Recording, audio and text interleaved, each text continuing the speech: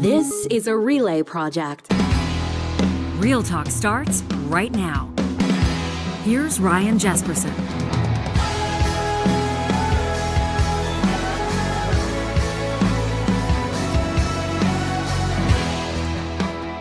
Welcome to Real Talk. Grateful to have you here, whether this is the first episode you've ever checked out or you have never missed an episode. Met with a guy a few days ago at the Real Talk Pond Hockey Classic. Comes up, says hello. He's brought his family by, his young kids. Very family-friendly event. They were participating in the Real Talk Pond Hockey Classic shootout. Just having a blast, and me and this Real Talker were chatting, and he says to me, you know, I've never missed an episode. Not a single one. What are we at now? Like, we got to be closing in on 1150. A million! We're getting closer and closer to a million every single day, and it blew my mind. I put my hands on his shoulders, and I just looked him in the eye, and I said, "Do you realize how incredible that is?" And he went, "Yeah." Did you start speaking in tongues? I felt like it. I felt like there should be some prize, some sort of wrestling belt, or he gets a watch, or an honorary belt buckle. Considering I don't know what, but it just blew my mind. So appreciative. We're gonna kind of jump all over the place in this episode in just a moment. Minister Eleanor Olszewski, you know, she's one of the few Liberal MPs. There's a couple of them, as a matter of fact, in Alberta right now. But she continues to whatever. I mean, maybe I should say this to her face when she's on the show. But she continues to be tasked with big files. Prime Minister Carney, obviously, I guess, impressed with what the first-term member of Parliament is doing. She's been charged, of course, as you know, with as the minister responsible for Prairie's Economic Development Canada. So that's a big one. Get the economy going. Big implications there on interprovincial trade barriers and really boosting prairie-based industries. Also, the Minister of Emergency Management, which you'd think kind of makes sense. You would want to have, if you look at high-profile natural disasters or emergencies in Canada, as much as we hate for this to be true, Alberta has seen probably more than its fair share over the past number of years, and that would include the Jasper wildfire. Well, just this week, the Prime Minister adding to Minister Ochesky's plate, and she's got a new role when it comes to Jasper's recovery. So we're going to dig into that.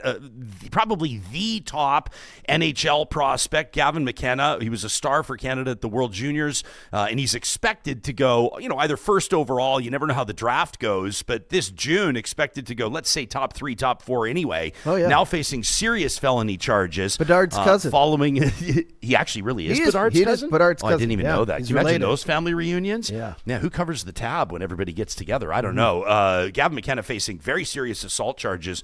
But as is often the case here, there's rumors and rumblings that there's a key detail to this story that should be considered. So the Real Talk rumor mill will dig in. We will acknowledge what we're talking about is rumor and rumor only, but I'm curious to see where Real Talkers will land, whether or not they're sympathetic to Gavin McKenna. And, by the way, we're just, as we record this episode from our Real Talk studio here in the historic Mercer Warehouse, downtown Edmonton, just a couple of days away from the Winter Olympic Games in Italy. And Liaison Strategies has some interesting polling out about where Canadians are at with the Olympics. Thought it might be kind of neat to get into that. Plus, Alberta wins. Alberta photographers are in the spotlight. We focus on Alberta photographers, you might say, if you're keen on dad jokes. In Alberta wins in this episode, presented by our friends at Play Alberta. Before we officially get rolling, I must let you know that this episode happens with the presenting sponsorship of RapidX Financial. You know, the crypto world moves fast, and your trust in an exchange cannot be a gamble, and that's why Real Talk is proud to partner with RapidX Financial, a made-in-Alberta solution backed by the same experts behind the Rapid Cash ATMs that you've seen across Canada for like 25 years. RapidX makes it really easy to get started with Bitcoin or whatever, 3 different ways to trade. One of their physical crypto ATMs, an over-the-counter desk for discrete, larger value trades, an individual or an organization that wants to talk to a human and deal with a real person, and then, of course, the secure online platform at RapidX Financial. A special offer for you if that's the route you take at rapidxfinancial.com. Use the promo code RYAN50, RYAN50. That'll knock 50% off fees on all of your online Interac e-transfer trades. It's a huge deal. RYAN50 RapidX Financial is secure. It's FinTrack registered. Not everybody is, believe it or not. And crucially, it's non-custodial, meaning you always control your keys. And if you know crypto, if you know Bitcoin, you know that's a big deal. That's rapidxfinancial.com with the promo code Ryan50. Real talk and real Bitcoin. Well, let's get right to it. Jasper remains, of course, a top priority for the federal government, for Parks Canada, and for nobody more than residents and entrepreneurs of the stunning mountain town. Of course, we don't have to explain to you the impact that wildfire had a couple of summers ago, a huge one, and the rebuild continues. Overseeing a big part of that is Edmonton Minister. She's the MP for Edmonton Centre, Eleanor Olszewski, who, as mentioned, has served in a number of roles for Prime Minister Mark Carney, and he has just added another one to her plate as she joins us live from, I believe, Minister, the nation's capital. Is that correct? Joining us from Ottawa today? Absolutely. Good morning to you, Ryan, and to your listeners as well. Yeah, good to see you as well. Thanks for making time for us. The Prime Minister has put something new and something pretty significant on your plate. Talk to us about this new Jasper assignment.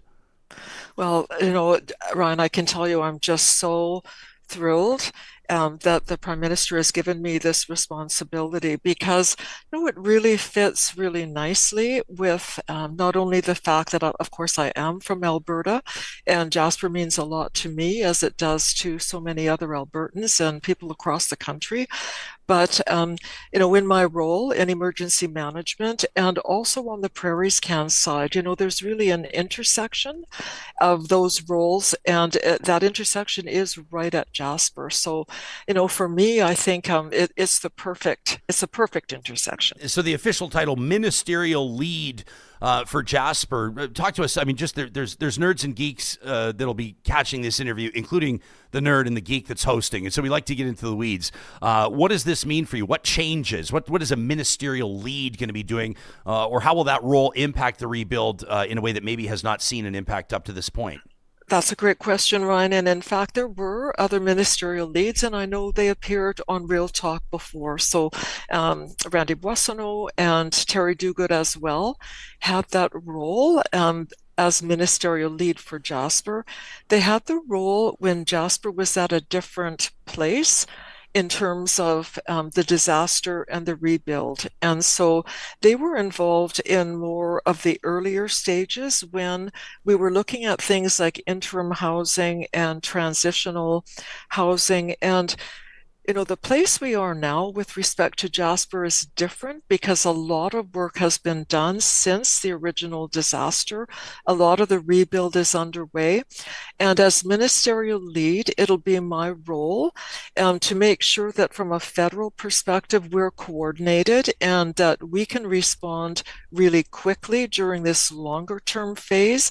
And also that I work really closely with the province and with the mayor of Jasper, who's a friend of mine, and also with Indigenous peoples, other community leaders, to make sure that we're being as effective and as quick as we can for the recovery. Was lucky enough to get out there just a few weeks ago celebrating Jasper in January. I know a ton of people were, and I so appreciated the opportunity to check in with Jasper's entrepreneurs and their residents, and you can see home construction underway. Some Jasperites have received the keys to the prefabbed homes, and they're doing their best to get their life back to some semblance of normal. There's businesses in different stages of the rebuild, and then there's a lot of lots, a lot of businesses and residences that really haven't seen anything yet and have kind of been stalled out. You talk to the owners or the residents themselves and you'll hear different things, some issues with insurance companies. You got some issues relating to soil testing, which I know has been a big frustration for a lot of them. And a lot of them will cite Parks Canada as well and the added layers of rebuilding or redeveloping in a national park. What's your assessment of the pace of the rebuild and some of the hurdles that I've just mentioned, or maybe even some I didn't?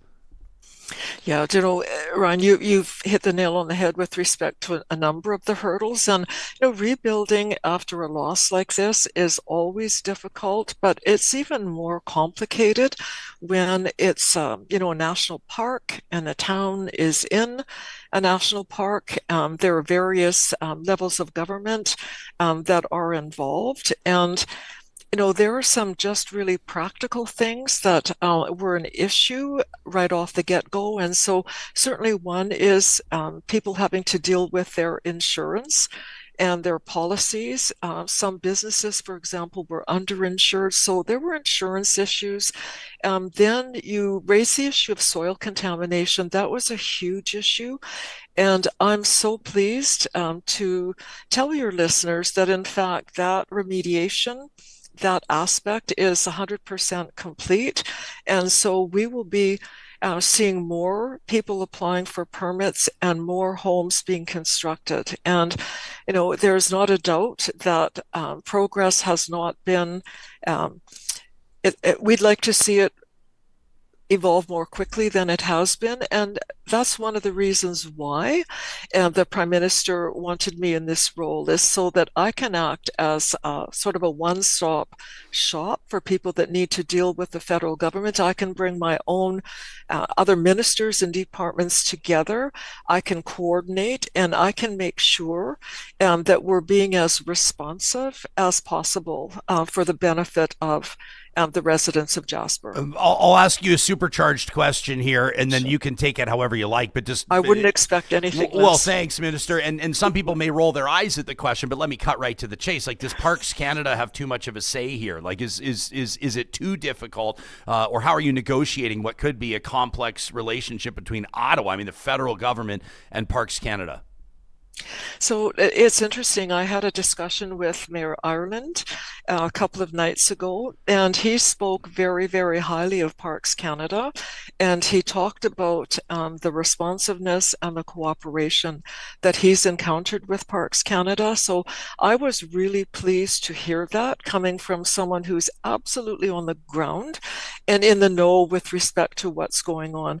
To the extent, as I've said, that there are issues that are making things a bit slower than they should be, I'm going to be really happy to dig in and make sure that we do whatever we can to expedite in every possible way. And, that will mean bringing the province to the table as well. I think there's room for some deeper cooperation with the province of Alberta. And in fact, I'll be meeting with them within the next week. Yeah, can you update us on that? I remember I'm not intending to be divisive here, but the reality is right around the time of that fire in July of 24, it happens sometimes with different levels of government, but from, which fire trucks were being deployed from where, to who was acting in command, to who would be on the hook, to who was calling the shots. There seemed to be, I don't know if there was a lot of confusion, but there was, I guess I'd call it deflection. And I think the average Canadian may have been getting the impression that not everybody was on the same page there, in particular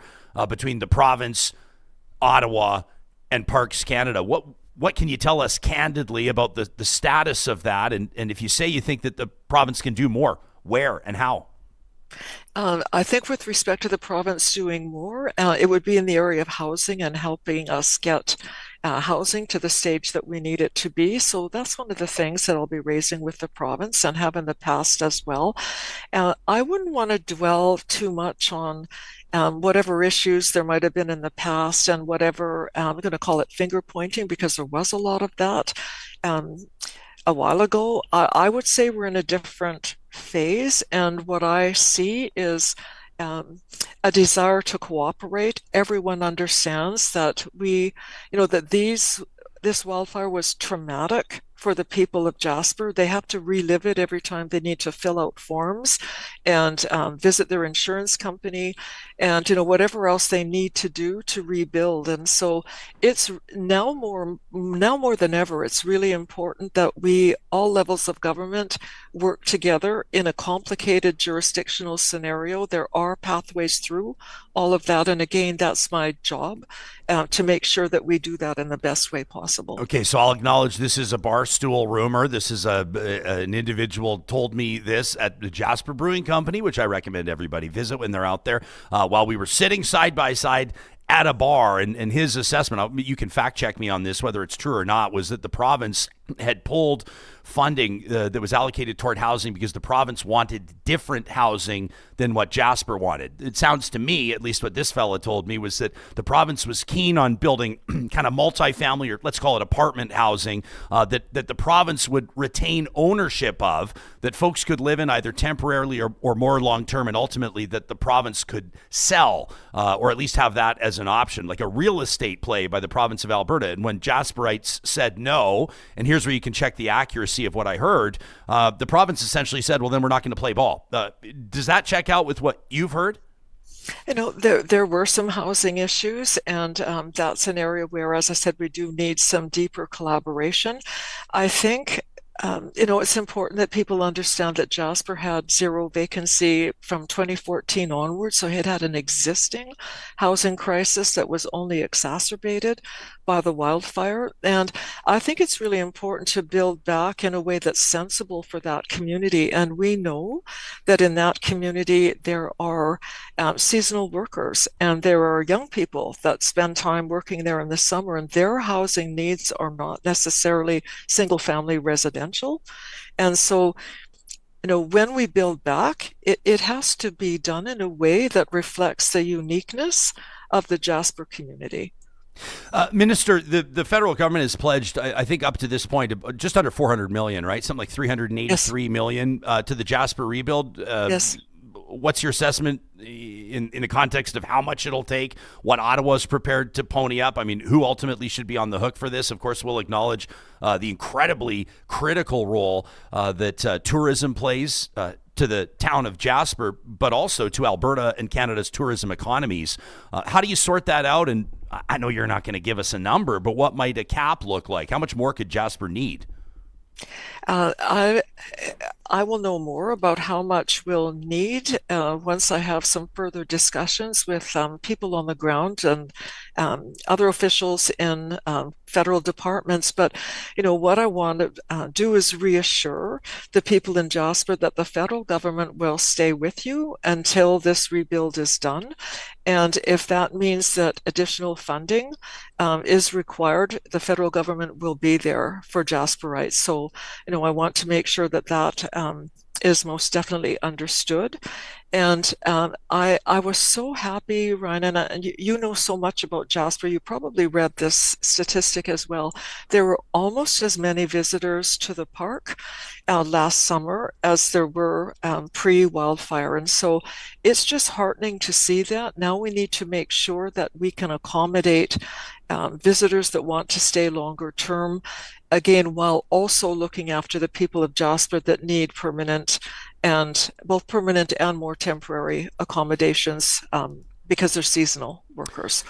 Minister, I'll acknowledge you've got to go. We're up against the clock, but I have to ask you for the scuttlebutt around the cabinet table right now. Conservative MP Jamil Jivani out of Bowmanville, Oshawa North is down. Your eyes just dropped. I'll let people know, for those that are listening on the podcast, he's on his own what do you want to call it? An unsanctioned trade mission down to Washington, D.C. I'm showing right now his account on X, where he released about a 4-minute video where he talks about his motivation to head down there. I think most people know that MP Jivani is very good friends with American Vice President J.D. Vance, going way back to their university days. He posted an update just hours ago, quote, "Productive meetings today with the White House and State Department. The president asked me to pass along a message. Tell the Canadians I love them." He says, "I'll have much more to say later. More meetings with senators, GM, and others this week." That from Jamil Jivani. What's the word around the cabinet table on this opposition MP down there in D.C. on his own?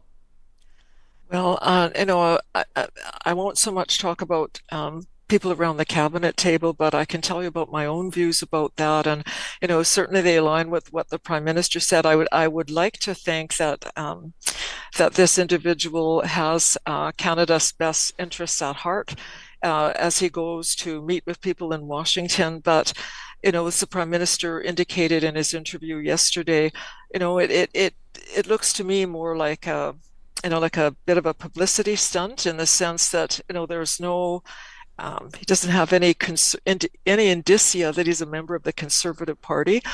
He seems to be on a bit of a mission on his own, and so it'll be interesting to see how that develops. Certainly, talks like are ongoing with the United States, they're complicated. Relationships have been built between particular officials. They've taken substantial period of time, and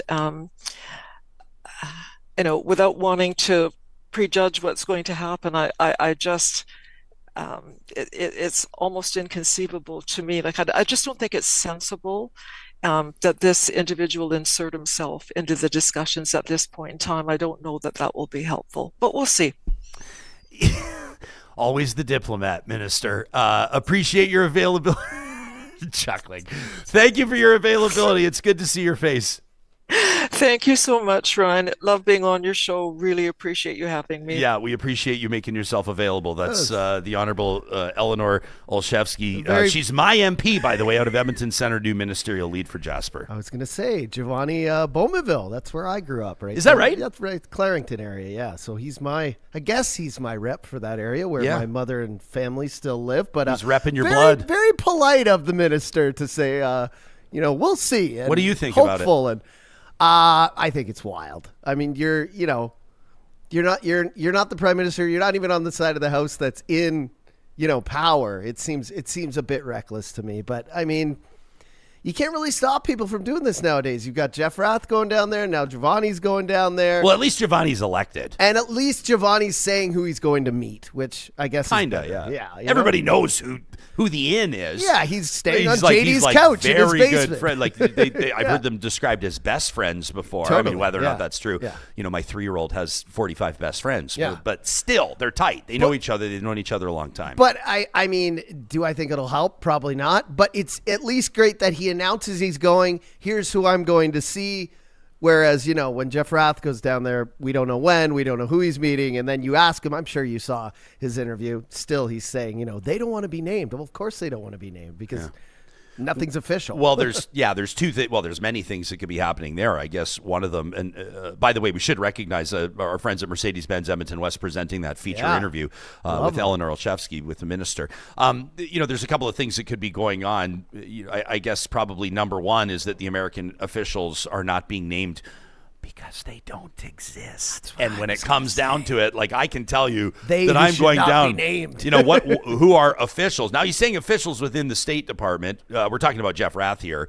And again, I wouldn't draw a direct line or a direct comparison with Jeff Rath and Jamil Jivani, except for the fact that both of them are down there in D.C. or have been going down to D.C. claiming to be representing Canadians, or in Rath's case, representing separatist Albertans, and claiming to Rath using the word negotiating. Jamil has not been using the word negotiating, but outside the purview of like regular or normal process, right? Like, So I think that's interesting. Check out my screen here. We've got the Jamil Jivani video where he announced it. And by the way, Real Talkers, yes, of course, we have an interview request in with Mr. Jivani, and we hope to speak with him next week when he returns from D.C. I would be curious to know what Pierre Poilievre's saying to him and how Pierre Poilievre feels about it. Well, but if you look at this video, there is he's got the big Jamil Jivani sign behind him. There's signatures all over it, names printed all over it. My guess is, I don't know for a fact, but my guess is that's campaign volunteers or people that helped him get elected.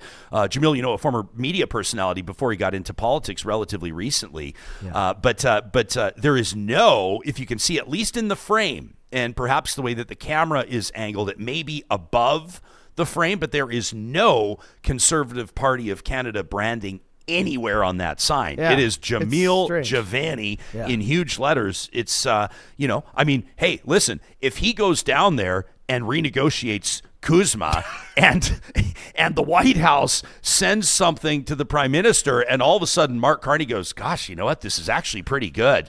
I say put a crown on Jamil Jivani, 100%. Make him the next leader of Canada's Conservatives, and let's call an election now. Okay. But in all seriousness, you got to you got to wonder what Pierre Poilievre thinks about this. If I'm Poilievre, which I'm not, and maybe he's wired differently, I would be pissed about this, number one. Mm-hmm. Number two, I think the omission of the party branding is very interesting there. Now, we also recognize that MPs, just like folks in other jobs, if you're working outside of your hours or outside of what's expected of you in your workplace, this may not qualify for that.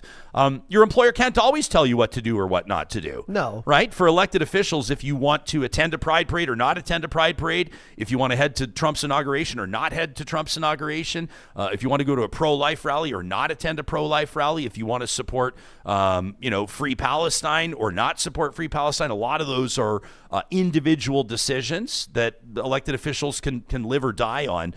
But heading down to meet in D.C. and to publicize it and to be announcing, I mean, if you look at, just look at, and this will be, I don't want to be accused of cherry picking, but I'll just read some of the comments to his tweet. You can follow him at Jamil Jivani. Again, productive meetings today with the White House and State Department. What do you mean? You're not the prime minister. What's been productive? Like, he could come back and report something to Pierre Poilievre or even report something directly to the prime minister's office, and they could say, get the fuck out of here. What are you talking about, right? But if you look at some of the comments, I mean, they're not exactly gracious. Like Leah, earmuffs kids, get bent, you traitor. You do not represent me ever, you pedophile supporting piece of shit. Like, people are, she goes on to talk about allegations against Donald Trump relating to Epstein Island, of course. Mel says, I hope you get lots of photos with your best buddy, JD Vance. For My Canada says, I don't need love from a president who threatens allies and treats sovereignty as a bargaining chip. What I do object to is an unauthorized opposition MP relaying messages from the White House as if he speaks for Canadians. This isn't diplomacy, it's freelancing, right? You're the MP, says For My Canada, for Bowmanville, Oshawa, not the prime minister. Bev says, I'm sure Trump loves Canadians, young Canadians. Sebastian wonders, did you ask him who from his administration is meeting with Alberta separatists? E. Sweeney says, if any deal occurs, it'll be due to Carney and team. How dare you?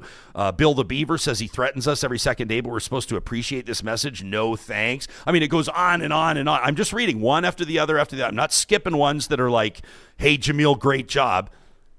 There's the first positive one.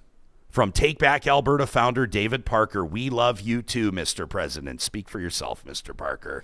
There you have it. But I'd be curious to know, I mean, and again, you could say, what consequence might this have within Conservative caucus? Jamil Jivani may not care. It's very possible that Jamil Jivani on a long play, and this would have to be a long play. I mean, Pierre Poilievre leadership review went very well for him, right? But Jamil Jivani could have eyes on the Conservative Party leadership down the road. Yeah, and maybe this is a way to get his name out there in a way that it hasn't been out there before. If you look at his buddy JD Vance, definitely wasn't a nobody a few years back, but nobody was mentioning him as the likely next vice president of the United States. Yeah. Have a fun time hanging out with your buddy JD down there, crashing on the couch. But it's just strange to me. I don't like it just because things are so tumultuous between us and the States.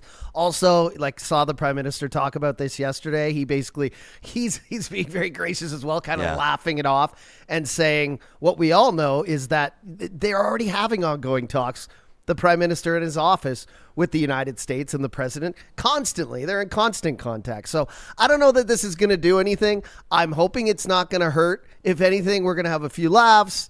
He'll come back with some photos of him and JD and maybe them on the White House lawn with Trump. Okay, good.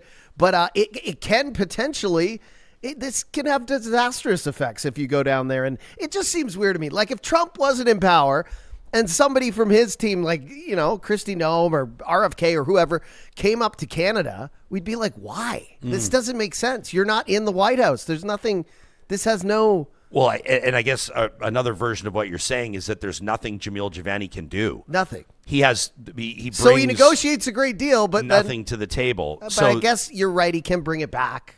So is he down there bridge building, relationship building, assuaging the president, letting him know that Mr. President, despite we know that Donald Trump spends a lot of time on social media. Like the tweets that we just read, is Donald Trump reading those tweets? It's possible. Or an aide to the president reading those tweets and going, hey, Jamil, what's up? And then is Jamil going to say, oh, don't worry. The majority of Canadians love you, Mr. President. We love you. I would think the Americans in the White House representing the president probably have some sort of Twitter war room, because they seem more in tune with social media than they are with actual news or developments in other countries. Yeah. But again, another thing that's kind of telling is Pierre just saying nothing, like not stepping in it at all. Like, if he goes down there, he makes a big rumble. I mean, sure, no matter what happens, if it's bad or good, it probably messes with Carney and his team regardless, so that's why he's not saying anything. But also, like, he's not saying anything because he knows the same as we do. Like, it's really a nothing burger in the end, I would say, right? like Pierre Poilievre, like many bosses, you look at something and you just go,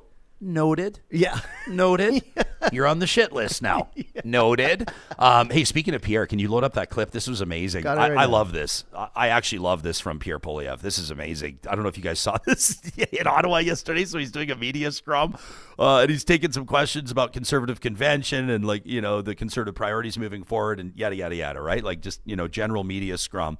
And as he's talking, a bunch of Liberal ministers are walking by. You see, like, Gregor Robertson there, former mayor of Vancouver, is one of them, and they need to walk, like, they're kind of blocking the hallway doing the interview, and these Liberal cabinet ministers need to get by in the background, and you'll never believe what happens next. I laughed out loud. I love it. Check this out. Thanks, everyone. Canadians need hope right now. They need hope. You want to sneak by here? Good to see you. This is not hope. This is not hope over here. Well, look at this. We've got a. We're working. We've got a, we're actually going to work. You better start. We've got. This is the group here that have given you the most expensive groceries in the G7, and hopefully they'll work in the opposite direction. Just absolutely I don't amazing. know, man. I don't know. I thought it was incredible. I love watching people that are like, listen, you can say what you want about someone that can go up and read a teleprompter, but that was just on, and you'll say, well, yeah, he wants to be prime minister. He better be good on his feet, obviously. But that was just so good in the moment. And then the best part about it was that he immediately switches in. And this has been a criticism against Pierre, but it also can be a positive, right? So people are saying, well, he's just sticking to his talking points. It sounds like the election campaign from, you know, the previous election, he hasn't really changed anything. But also, if there's key messaging that he believes is really important, stick to it. And the fact that he was able to say, like, highest grocery prices in the G7, and this is the group that did this, and this is the group, and they had no choice but to keep parading behind him as he was describing them as the group responsible for high grocery. And, you know, I mean, I would have been tempted, if I was one of those Liberal ministers, to stop and join the scrum. That's what I would do. I would go stand next to him and have a little face-off. But also, have a little debate. The glide by in the back and say we're actually going to work was also, I think it was a 50-50 split. Like, I agree with you. Like, yes, he was good on his feet. He came back. But again, that's what he always does. Same talking points about groceries, whatever. Good that he came back. Good that he smiled. Good that he shook one of the first hands. Kind of gives you like a behind the scenes that, like, no matter what goes on, they're kind of still co-workers. But I love that the one lady in the back was just like, yeah, we're actually going to work. So I think it was 50-50. I call it a tie. If this was a UFC match, cut down the middle, split decision. Yeah, I like it. Anyway, we thought we'd share that. I know that it's not like the biggest thing that happened in Ottawa, but I thought it was fantastic. Yeah. Super Chat Ken in our live chat powered by Park Power says, hopefully Jivani stops at the airport gift shop and brings home something useful. Jillian says, Jivani, Rath, boy, are there ever different rules for the right. Les says, as far as we know, Jeff Rath could be meeting with the janitor. Like, who are the officials in the State Department? Ms. KD, thanks for your YouTube channel membership, says, we need some legislation around individuals talking to foreign governments. Hopefully, CSIS is monitoring them. Lorraine says that Jeff Rath should lose his passport. Denise says Jamil better bring his passport because as a person of color, he could be grabbed by ICE. Alberta Girl says Jamil Jivani is absolutely the unofficial Pierre Poilievre rival, and he is clearly thinking he can mow his lawn. Okay, let us know what you think. We're going to dip into some Olympic stuff, some interesting numbers out of Liaison Strategies. Olympics just a couple of days away. I want to talk about Gavin McKenna. That's a big one. But, of course, this live chat that we have that drives this show every single day wouldn't be possible if it wasn't powered by Park Power. You can find them online at parkpower.ca. This is your friendly local utilities provider with electricity, natural gas, and internet across our home province of Alberta. Low rates, awesome service, and profits shared with Alberta Charities, which is one of the reasons we're super proud to partner with them. When you sign up, as a matter of fact, at parkpower.ca, you pick which of the charities. There's a big long list on the website. Which one you want your proceeds to go to. 10% of their electricity profits shared with Alberta Charities. If you check out parkpower.ca/realtalk, you'll find exclusive promo codes They could save you up to $150 off your first bill if you bundle services. parkpower.ca/Real Talk. I mean, I'll just tell you right now. If you use the promo code Real Talk, all one word, for electricity, natural gas, and internet, they're going to knock $150. $150 in savings off your first bill. Again, that's parkpower.ca/Real Talk. If you don't have plans for the big game on Sunday, Super Bowl Sunday, and you will be anywhere near Alberta's capital city, I want to invite you to join us at On the Rocks. That's my home bar, everybody. For Rockin' Bowl Super Party. Johnny, they're not allowed to say Super Bowl in their promotions, but guess what? The big game. We can. I believe they call it the big game. So I'm going to call it the On the Rocks Super Bowl Party. They're calling it the Rockin' Bowl Super Party. OnTheRocksYeg.com. OnTheRocksYeg.com. We'll link to it in the show notes. I'll punch it in the live chat. Yeah. $30 for your ticket gets you a free beer. Well, it's not free, I guess. You paid $30. It's going to get you a cold beer, an all-you-can-eat tailgate buffet, they do it up big time. A commemorative T-shirt, and you're entered to win a number of different prizes, including, and I love how they do this, they take 10 $100 bills, they put them in an envelope, and when the fourth quarter's done, when the Super Bowl is done, I pick a name out of a hat, and somebody walks out of there, no strings attached, with $1,000 cash. You got to be there to win, okay? On the Rocks, YEG.com. Looks like there's 25 tickets still available. I think there's about 175 in the house-ish, approximately, so it's close to selling out, but we'd love to have you join us at On the Rocks. Always packed, always love it. I'm going to be there. I'm going to be using Jesper's tab, and I can't wait for the Bad Bunny Bowl. The Bad Bunny Bowl. That's going to be man, we'll do a lot of Super Bowl chat. I'm telling you, heading into Sunday. They have amazing Latin nights at On the Rocks, and so I think we're going to have some salsa going on while Bad Bunny's up there. Oh, my gosh. Well, you never know what might happen at a Super Bowl party. Hey, Full House Lottery is officially underway, and Real Talk is so proud to support this incredibly important initiative, this annual fundraiser for our friends at the University Hospital Foundation and the Royal Alexandra Hospital Foundation. Check out fullhouse.ca to get your tickets. Actually, if you want to really do us a solid, guys, check out the link in the show notes or the link in our live chat. If you buy your Full House Lottery tickets there, they know you heard about it on Real Talk, and we would just love that. This is your chance to win big and change lives, including a dream home valued at nearly $2.5 million. I love the Dream Hall package, a beautiful F-150 pickup, and a ski boat. You can win a dream renovation. There's incredible trips, a 50-50, daily cash giveaways. Nothing does it quite like the Full House Lottery does it. Again, that's fullhouse.ca, or check the show notes for the direct link. And if you're looking to dress it up or dress it down and still look great, if you have a big event coming up, maybe your significant other or your employer has let you know it's time to take your appearance at work a little more seriously, but you want to look smart and casual at the same time, it's a perfect time to check out thehelmclothing.com. We're proud to partner with The Helm, and quite frankly, friends, The Helm dresses me whenever I need to look my best, including today. They've got further markdowns on right now online with savings up to 60% off, which is a huge deal. Or you can visit them in store. A beautiful 3-story luxury retail experience just a block or two from our studio, downtown Edmonton on 103rd Street. Just a beautiful spot. Don't forget, when you're shopping online at thehelmclothing.com, the promo code REALTALK will take 10% off your order every time. That's Real Talk, all one word, at thehelmclothing.com. All right, we want to dip in quickly to some Olympic numbers here. You no doubt know that the Winter Olympic Games are just days away, and eyes of the world, of course, will be on Italy, including on Canada's men's and women's ice hockey teams, hoping to take double gold there. The team at Liaison Strategies has commissioned some polling on the Winter Olympic Games, including what Canadians will be watching and how Canadians feel about the nation hosting another edition of the games. Alex Nanoff, kind enough to join us from Liaison Strategies. Alex, want to welcome you to the show. Thanks very much. Where is your head at? Hang on a second. We'll get to Alex in just a second. We'll take a look at some of these numbers, though. The enthusiasm around the Winter Olympic Games is high, and I would imagine including with this audience. That includes with the host of this show, and I'm sure the producer as well. But that enthusiasm around the Winter Winter Olympics, whether you're going to be watching snowboarding or figure skating or biathlon or whatever it is, does not necessarily translate into enthusiasm around hosting.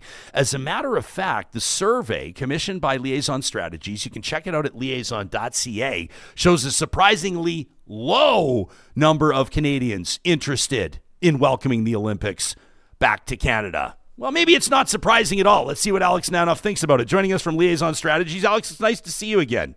Yeah, good morning. Are you the type of guy that's already converted the Olympic broadcast schedule into Eastern Standard Time or wherever you'll be watching from? Or I mean, are you gearing up? I can't say I have done it yet, but there'll be some time probably later today around a pint or three with some friends. I think we're going to gear up to figure out what events we're going to try and catch as a crew. So you're you're keen. There's no doubt about that. Absolutely. I think that everyone's excited to see Team Canada go and fight for gold wherever they might be fighting for gold in this world. I mean, Cortina d'Ampezzo, Milano. I was there earlier this year. Beautiful place to be competing, and we just are excited to see some of these nail-biting events take shape. And there's definitely some prospects for gold on the horizon. What were you there in Italy for? I was actually hiking in the Dolomites. It was just an adventure this summer that I had on my list, and went for a proper couple weeks out there. Beautiful place. So nothing to do with the Olympics. Nothing to do with the Olympics. We were actually I was in Cortina, made a stop there, and saw the whole bobsledding apparatus being constructed at the time. Really neat to see before the actual event happens. And the town was kind of just buzzing with preparations and things just ahead of this big day. I know everybody's had their hearts in their throats about the completion of the hockey arena. Did you happen to see that when you were there? I didn't. They have it split. I mean, it's over quite a fair bit of I know they have some events in Milan proper, and then sprinkled through towns in the actual Dolomite range, Cortina being a kind of a hub. They actually had the Olympics there a long time ago. The Cortina hosted maybe, oh my goodness, it was definitely in the last century. But they had some existing infrastructure that they were updating. And some new installations that they were putting together as well. Wow, very cool stuff. So your team at Liaison Strategies, by the way, 1956 was when Cortina last hosted the Winter Olympic Games. I did not know that off the top of my head. Liaison.ca is where people can check out the results of what we're going to be talking about. But your team doing some interesting polling around how Canadians feel about the Olympic Games. Just a fun exercise for you guys, or what was driving the research?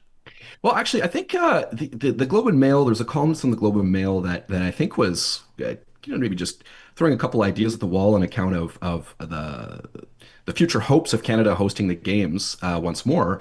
And I believe there's also a senator I was reading in the Hill Times just last week. We had, let me just bring up her name here. It was Senator Marnie McBean, who was actually bringing up the prospect of making a bid for the 2038 Olympics, if I'm not mistaken, and what would be involved around that. How do people feel about it? How much money does it cost? Typically, there's a lot of infrastructure upgrades that need to be made, or completely new installations that need to be brought to the table. I think that we wanted to kind of gauge between the Olympics starting this week and a few folks out there talking about the future of the Olympics in Canada. What is the feasibility of this? Do people feel enthusiastic about bringing the Olympics back to Canada in the next decade, or are we, do we have apprehensions? And so these numbers kind of revealed a split around that. Of course, we know, I mean, Cortina, I think numbers were pegging the cost of Cortina to be around 4 to 5 billion euros. I've seen different estimates, and that comes with a huge price tag, despite having infrastructure already in place. Back when Canada had the Calgary Games in '88, at the time it was the most expensive Winter Games or Olympic Games in the world's history, and that was 1.3 billion dollars, of course, in 1988 dollars. So that's probably worth a few more today. And to what extent are Canadians enthusiastic about re-upping on that? I think resoundingly, the temperature read is we're happy to have them, we're excited to have them, but do we want that price tag to come along with it? We're we're more keen if we're using existing installations, perhaps some that we might have put in place for previous winter games, most notably. But spending those kinds of dollars on a future bid is something that we're, I think, a little bit more apprehensive about, or so the numbers would say. Yeah, nobody wants it.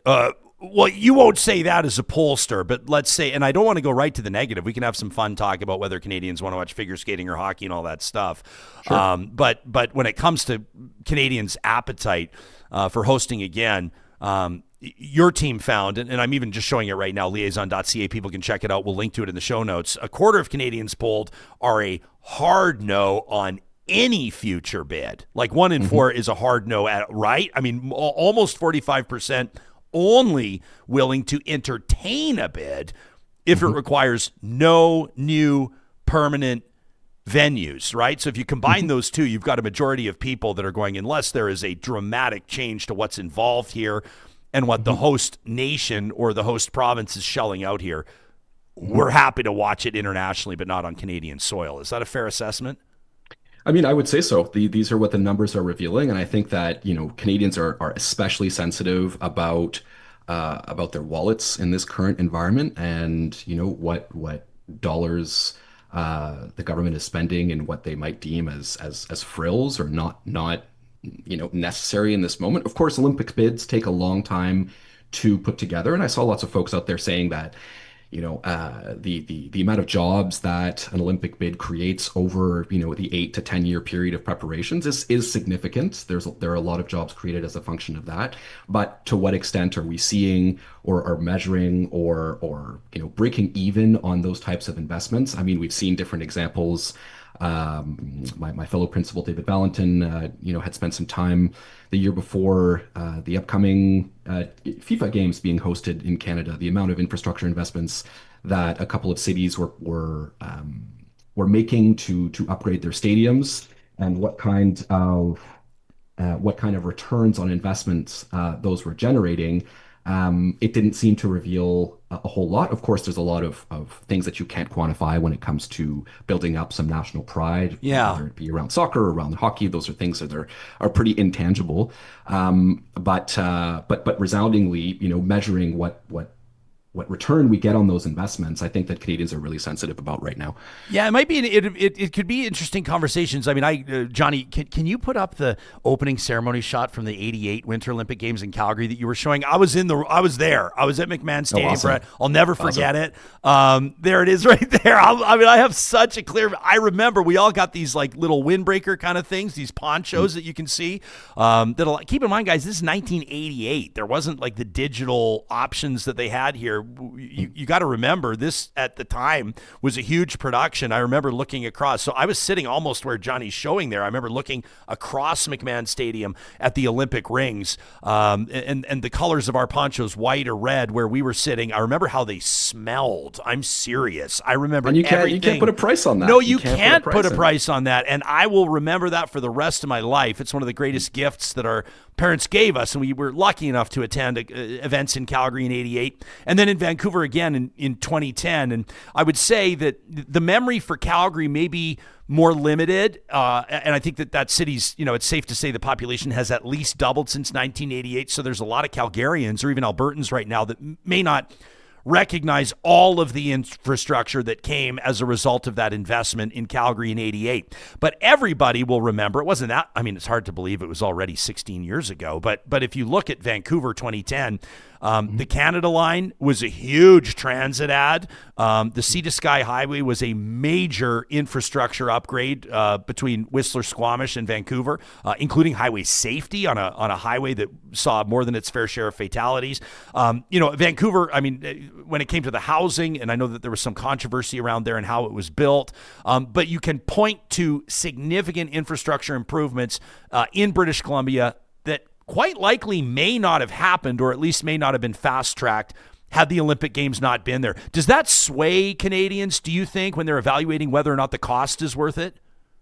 Well, I think that in Olympic planning now, I think that this has become, a real sensitive sticking point whereby local governments, regional governments, national governments are really taking a closer look at how are the installations or the infrastructure investments that we're making, that may be perceived to be a one-time thing. How are we repurposing them? What is the plan to make sure that there's a continuation of use of some of these installations after all these investments are made? And in some cases, as you mentioned, there are much needed and highly valuable infrastructure upgrades that come with the arrival or the Olympic bids.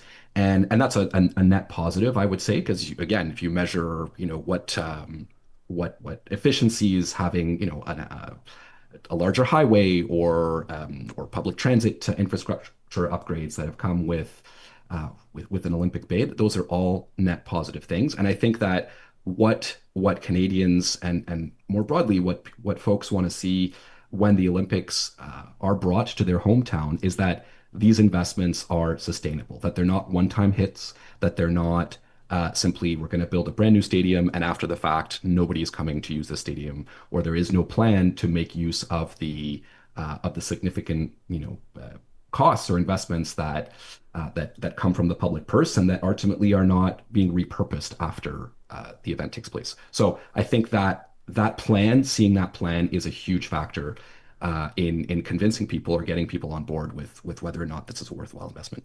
Alex Nanoff's hanging out with us from Liaison Strategies. Liaison.ca is where you can check out the results of the Olympic survey. 43% of Canadians surveyed by Liaison said that ice hockey is the sport that they are most interested in watching.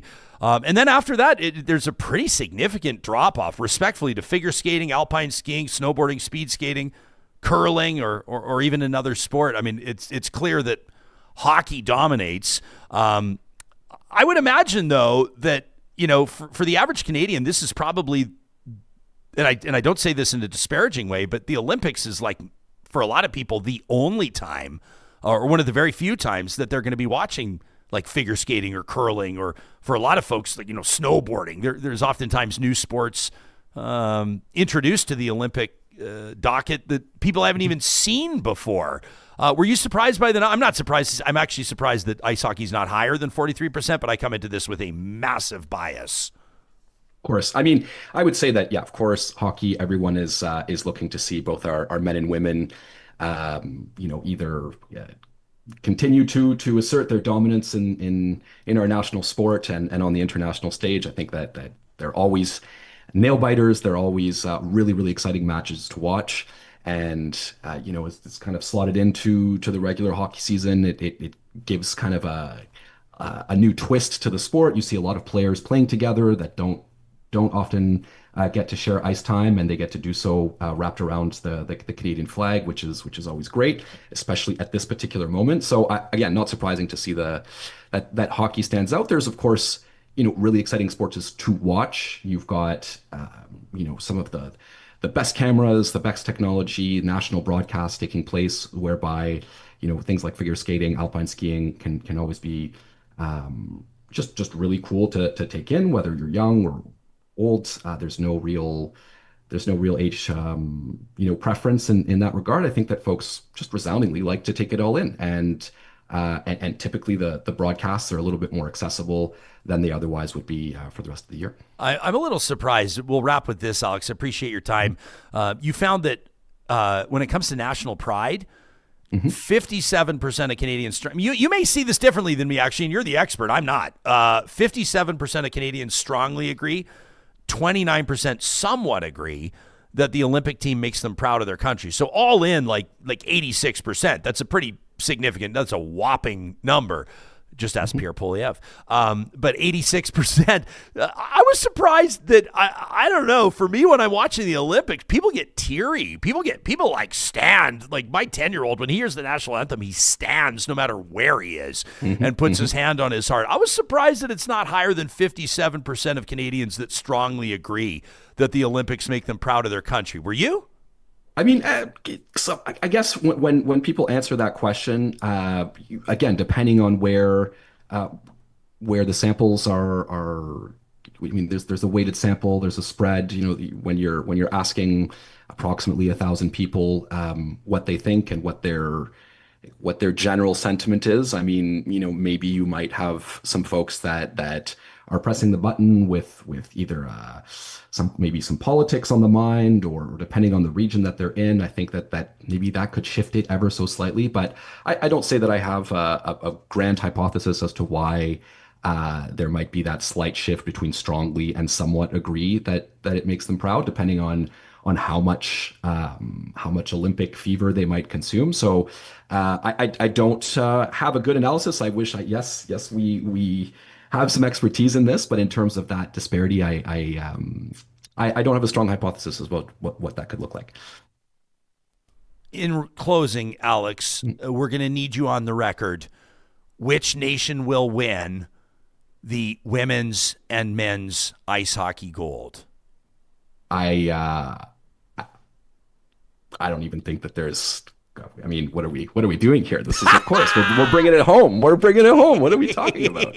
I love it. Hey, thanks for doing this, man. It's always good to see you. Okay, yeah, likewise. Looking forward to be on to talk about our numbers again soon. Yeah, that sounds good. That's Alex Nanoff, one of the important members of the team at Liaison Strategies, liaison.ca. You could read the feature.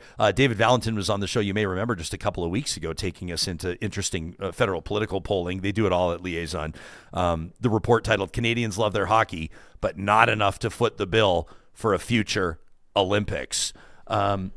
How do you, this was an interesting, what was this like within the last, I know I should have done some research and had this available to me. It was within the last 5 years, and it may have been more recently than that. There was talk about whether or not Alberta should look at a joint bid for the Olympic Games. It could have been shared between Calgary and Edmonton, or whatever the case may be. And, one of the big parts of the argument was that Canada could probably, and I don't even know if this is possible, guys, but you could repurpose some of the facilities, right? Like you'd have Rogers Place in Edmonton. Of course, you would have the new arena down in Calgary built or open by that time. There's, you have Commonwealth Stadium. Yeah. Now, of course, everybody wants like the new touches, and they got to modernize it. And you're still going to be spending hundreds of millions or billions of dollars. But maybe that would lead to like a high-speed train constructed between Edmonton and Calgary. It would probably lead to huge infusions of funding for athlete housing that, as it did in Calgary and Vancouver, would then translate into housing that individuals could purchase after the Olympic Games or whatever the case may be. Did you have a strong opinion on it at that time, or do you have a strong opinion on it today on whether or not it would make sense for Canada to host another Olympic Games? I mean, I would love it, but and I don't want to call it a grift, but it just, like all the things you guys were talking about today, it just, the payoff doesn't make sense. You know what I mean? I mean, it's amazing for national pride. It's awesome to be able to, like when it happened in Vancouver, of course, I'd only been in Edmonton 2 years, but I've been living in Vancouver for 7 before that. So of course I flew back. It's amazing to be, around athletes and in and around the Olympic Village and just the camaraderie. It's like Whoville, right? Everyone's in a great mood. Everyone's wearing like the windbreakers and the toques, and it's, but then you think about like, what are we going to do with this 100-meter high ski jump thing we built? Like, you know what I mean? Like all these facilities that like would be amazing to train at year round, that they just don't end up doing that. But then they became national training centers, right? Like the Olympic Oval in Calgary has been a huge one. So that's cool. But a lot of it is like, I could see like when you're talking about being between Edmonton and Calgary, you'd probably build some installations in Red Deer because that's the middle point where people could stay or whatever. And then I just don't see them getting used to the fullest extent after. But would I love it if they came here? Absolutely. I would be all in. It would be amazing. But it always seems like the price tag, you just don't get the bang for your buck back, even though you do end up using some of the installations, like you said. And I know that there's a lot of people as well that feel like, or that know that there's corruption within the IOC, and there's a lot of like kind of like shady stuff surrounding the Olympic Games. That's a fact. Probably around really I can't say around any international governing body of sport, but around a lot of them. You look at like the decisions made by FIFA, you look at decisions made by the IOC, people are going for real. So I understand why some people are cynical around that. Goramut says ice hockey. Who says ice hockey? Says, I thought that Donald Trump said we wouldn't be able to play that because of China. Goes on to say Fuck ice. That from Goramat. Yeah, in the Olympics, I think they say it because ice hockey and field hockey, they differentiate. But anyway, they call it ice hockey. They call it ice hockey. That's what it is. Darren says, I can't wait to watch the Olympics with my students. He says it is such a special thing. Jordan, hearkening back to Montreal, says, what about the summer games in Canada again? I love that idea. I love the idea.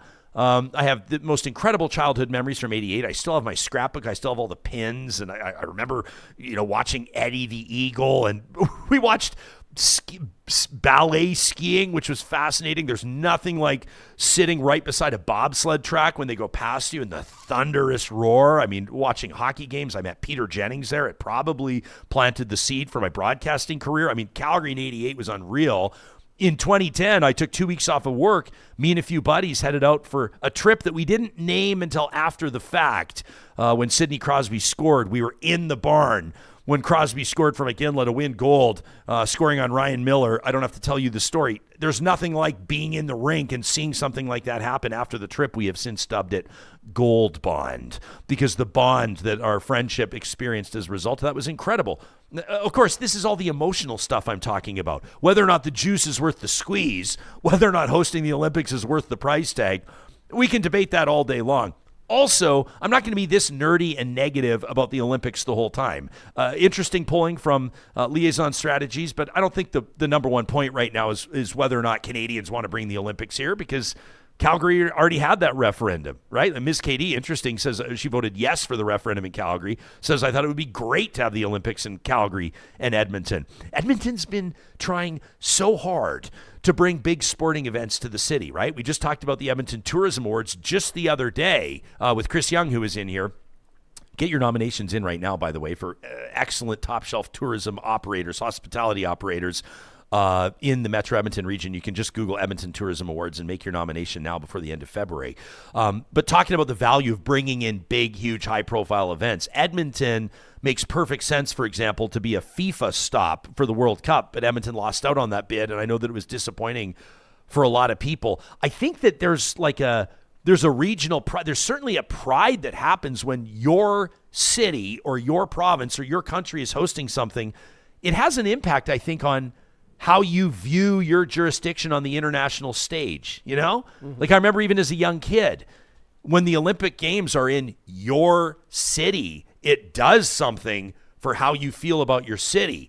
Now, as an adult, you look and you say, well, is that worth the money? Well, that's what I'm saying. It's great that it makes you, but you're preaching to the converted. I understand, and people are saying in the chat too, I know a lot of the infrastructure gets used for training athletes, but there's certain things that you can't argue, like for Vancouver, for example, the Olympic rings that they put in Cole Harbour that they took out afterwards, that was $5 million just for some rings, right? So and I understand what things cost to build, and when they're made out of metal and they're done by artists and you want to pay them properly and everything and the whole installation process, but there's a lot of things that fade away that are literally there for, 2 weeks and cost a lot of money. And like imagine you're working for the Olympics and you're like an event coordinator or whatever, and you're sourcing out, you're looking for quotes.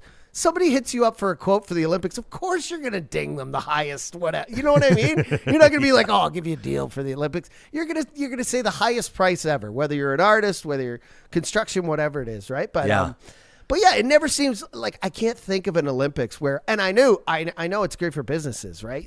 Everyone floods the cities for 2 weeks. It's great for local businesses and whatever, but I just don't see, I've never seen an Olympics where they're like, yeah, we nailed it. We made an incredible amount of money. Yeah, I don't think paid it's for everything. I think it's guaranteed they're not going to make. It's guaranteed right? You're going to be in the red, but I guess it depends on how you define it, right? Gabe says, Canmore came into being because of the 88 Olympics, true, which is an interesting perspective on it. Ken says in 30 years, guys, think positive. We could reuse TMX, the pipeline, as like a luge training facility. Cassandra's wondering, why would you build ski jumps? Why why would you host ski jumping in Calgary as opposed you to wouldn't. Banff? It'd be Banff or No. They are in Calgary, and that is where they had them. And I would say, number one, because Olympic Park in Calgary, it was the one-stop shop. It was cool. So you had ski jumping, luge, bobsled, Yeah. and also I can't imagine, like, no Olympic infrastructure was in Banff with the national park, right? Kananaskis, like Nikiska, hosted all of the day. It's crazy to think about. Yeah. That you have Lake Louise, a World Cup stop. Right there. Like every single year, right there. And the Olympic Games did not stop at Lake Louise. They went to Nikiska. And just kind of interesting perspective looking back on it. Vamp Fashion says Calgary Ski Jump became the national training center, says we could use a few more of those for sure. Great debate. Let us know what you think about it to talk@ryanjespersen.com. And I do know some of that stuff still exists, like Vancouver. When I go back, the Cauldron's still there. That's a permanent landmark. The Richmond Olympic Oval, the Whistler Sliding Center, the Canada Line, obviously the biggest win from Vancouver. Yeah.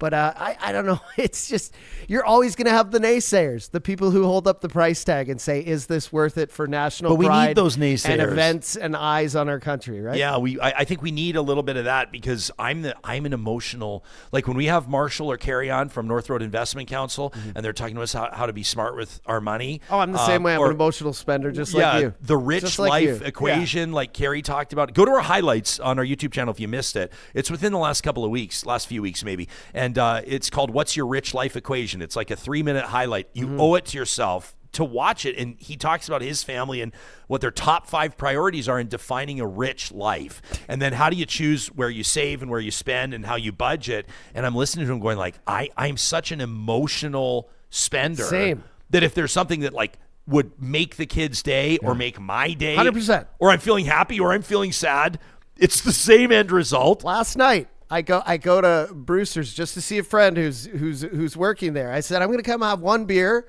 watch the end of the Raptors game. Yeah. And beer turns You don't watch the into a Oilers? snack and another beer. And then the Raptors game is over. The Oilers game is on. And then we're off to another play. And then I got home. I checked my phone this morning. I'm like, I spent $220 last night on a random Thursday. On a random Thursday. What were you doing? It's just emotionally spending, like you said. I was like, hey, we're having a good time. Last game before the Olympics, Calgary, Battle of Alberta, having a good time, seeing people downtown, and then you just start.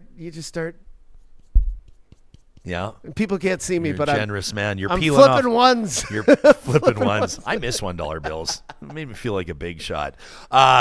In all seriousness, friends, this feels like the perfect time, and we do this every Thursday, courtesy of our friends at Play Alberta, to focus on something that's making us proud as a grassroots Alberta business, proudly podcasting from the prairies.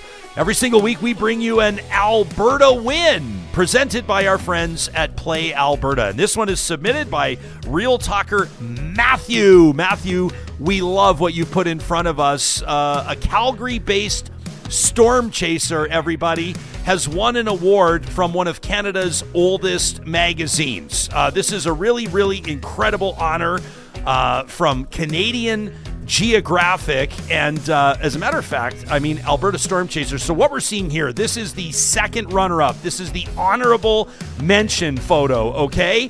And this is in the category for Canadian Geographic of weather, seasons, and skies. This is a Calgary photographer that you're seeing here on the screen, Monica Deviat. Her photo of a shooting star above a mountain lake. And Albertan photographers, as a matter of fact, swept this category. The runner-up in this category, which is what you're seeing right now, a magical photo of the Northern Lights that was snapped by Edmonton's Shane Turgeon. And here's the winner, my friends, for Canadian Geographic, the Weather, Seasons, and Skies Photo of the Year. This was shot by Matt Melnick, a Calgary-based storm chaser who just nailed this capture of a lightning bolt cracking down from a dark and ominous sky. This photo was one of 7,000 entries into Canadian Geographic's 2025 Canadian Photos of the Year. These were just announced, the winners, within the last 24 hours. This photo, a split-second capture of lightning forking down from a severe thunderstorm. This was just southeast of the city of Calgary. We also want to give a shout out to the winner in another category as well. As soon as we received this from Real Talker Matthew, I started doing some digging into the Canadian Geographic 2025 Photos of the Year. And check out, Johnny, I'm showing on my screen right now from Instagram. This is Banff photographer Will Lambert, who took gold, the winner, the best photo of the year in the outdoor adventure category. This is so cool. He's shared it at WJL Photo. That's his Instagram account. The outdoor adventure photo of the year, shot down looking up as an ice climber prepares to rappel down into what do you call that? Is that a crevasse? I don't even know. The image itself is just phenomenal. The way that the rope is coming down, the ice on the rope, the different colors of blue and silver and gray, that incredibly sharp image of the climber's red parka. I mean, I just am in love with this image. You can check it out at WJL Photo on Instagram. That one was captured in Jasper by a Banff photographer. That's Will Lambert. So I guess the point is, friends, that Alberta photographers out of Banff, out of Calgary, out of Edmonton, and here in our home province are doing amazing work and being recognized for it as a number of different Canadian Geographic Photos of the Year across the different categories. Without a doubt, Real Talker Matthew, who submitted this, we agree with you. That is an Alberta win. You know, Albertans are winning every single day at playalberta.ca and on the Play Alberta app. There are hundreds of popular casino games to choose from, some of them with jackpots worth millions. Plus, a major casino winner every single hour, and all the revenue stays right here in Alberta. You can download the app today to get started with casino, sports, and lottery all in one app, or you can check out playalberta.ca. You've got to be 18 or over to play, and when you gamble, use your game sense. Pretty cool stuff there. Amazing photos. I know a lot of people listen out on the podcast, and this would just be my reminder that sometimes you just got to check out the show on YouTube. Shout out to everybody who's been sending us your Alberta wins to talk at RyanJespersen.com. You'll be entered to win 2 tickets to the Play Alberta Suite for the March 21st Oilers game against the Tampa Bay Lightning. We're thrilled to be bringing wonderful friends of the show to that game. Again, send us your Alberta win to talk at RyanJespersen.com. A lot of strong opinions on funding for the Winter Olympic Games, and a lot of people talking about hockey. I do agree. Thanks to Super Chat Ken for the $5. He says, here's some emotional spending. Ken, we sure appreciate you. Tony was quite right in the live chat saying, hey guys, it is not a guarantee that Canada takes gold in hockey this year. And Tony is absolutely correct. One of the up and coming Canadian hockey stars that will not be at the Olympic Games, but he certainly was representing his country and representing his country well at the most recent World Junior Hockey Championship over the holiday break, is Gavin McKenna. For a long time, he has been seen as one of the favorites, if not the favorite, to be selected first overall in the NHL entry draft that'll be coming up in June of this year. He was one of the first Canadian hockey players, and certainly the most prominent one, to head down to U.S. college hockey once new rules were unrolled, paving the way for Canadian players to leave Canadian Major Junior, the CHL, and go down and play in the States. A big part of that is the funding that's available now to athletes at U.S. colleges. This based on jersey sales and the like. Colleges have long protected the amateur sport status of athletes, and they've not been able to cash in, but for football players in particular, but other athletes, including hockey players, it's meant a ton of dough. McKenna himself is rumored to be receiving about $700,000 just this year before he's even drafted into the NHL to play down at Penn State. But none of that is the story that's in the headlines right now. The top prospect, Gavin McKenna, arguably the favorite to be the number 1 pick in the NHL draft this summer, is facing very serious assault charges. The freshman at Penn State has been charged with aggravated assault by police in State College, Pennsylvania. He's also charged with misdemeanor simple assault, disorderly conduct, and engaging in fighting and harassment. It's alleged that McKenna struck a 21-year-old male in the face during the altercation resulting in facial injuries requiring corrective surgery. So he was arraigned on the charges, released on $20,000 unsecured bail. Aggravated assault, by the way, is the most serious assault charge under Pennsylvania law. It's classified as a felony, and this is obviously a huge deal for the 18-year-old out of Yukon who spent 3 seasons in the WHL for the Medicine Hat Tigers before he moved down to Penn State. Now, here's where it gets really interesting. And this is a rumor, okay? This is not confirmed. There's a lot of people that are sharing a screen grab of a text message. We will acknowledge that I could send you a text message and we could screen grab it and push it out and say that it's something it's not. And that could be the case here. But there's a rumor that is starting to be reported by some pretty reputable sources in the world of sports. So like mainstream sporting outlets are commenting on this rumor that Gavin McKenna was at a bar after a big game. He had 3 points in that game, by the way. This was just over the weekend on Saturday, the 31st of January. He was with his teammates reportedly after the game, and there were family members in attendance. And the rumor is that Gavin McKenna's mom was with him and somebody away from the team, somebody outside of the team. So another individual, a troll, we'll say, allegedly started chirping and repeatedly chirping McKenna or his teammates, and then ultimately said something pretty brutal, reportedly, rumored, apparently, all the asterisks, called Gavin's mom, pardon me, but it's relevant, called his mom a whore. And apparently Gavin McKenna responded by knocking the guy out. And so says this text message, which is not verified, and this is just a rumor, that the 21-year-old male that sustained the punch, the guy that reportedly called McKenna's mom that slur, called her a whore, reportedly has a broken jaw in 3 places, a concussion, 3 missing teeth.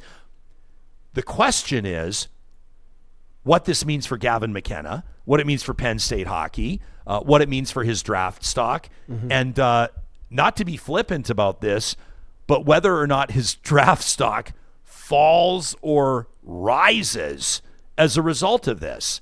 Because when it was first reported that Gavin McKenna had been arraigned on charges, Gavin McKenna was facing felony assault charges, people went, oh my gosh, this is the type of thing that could see a young person's entire career derailed.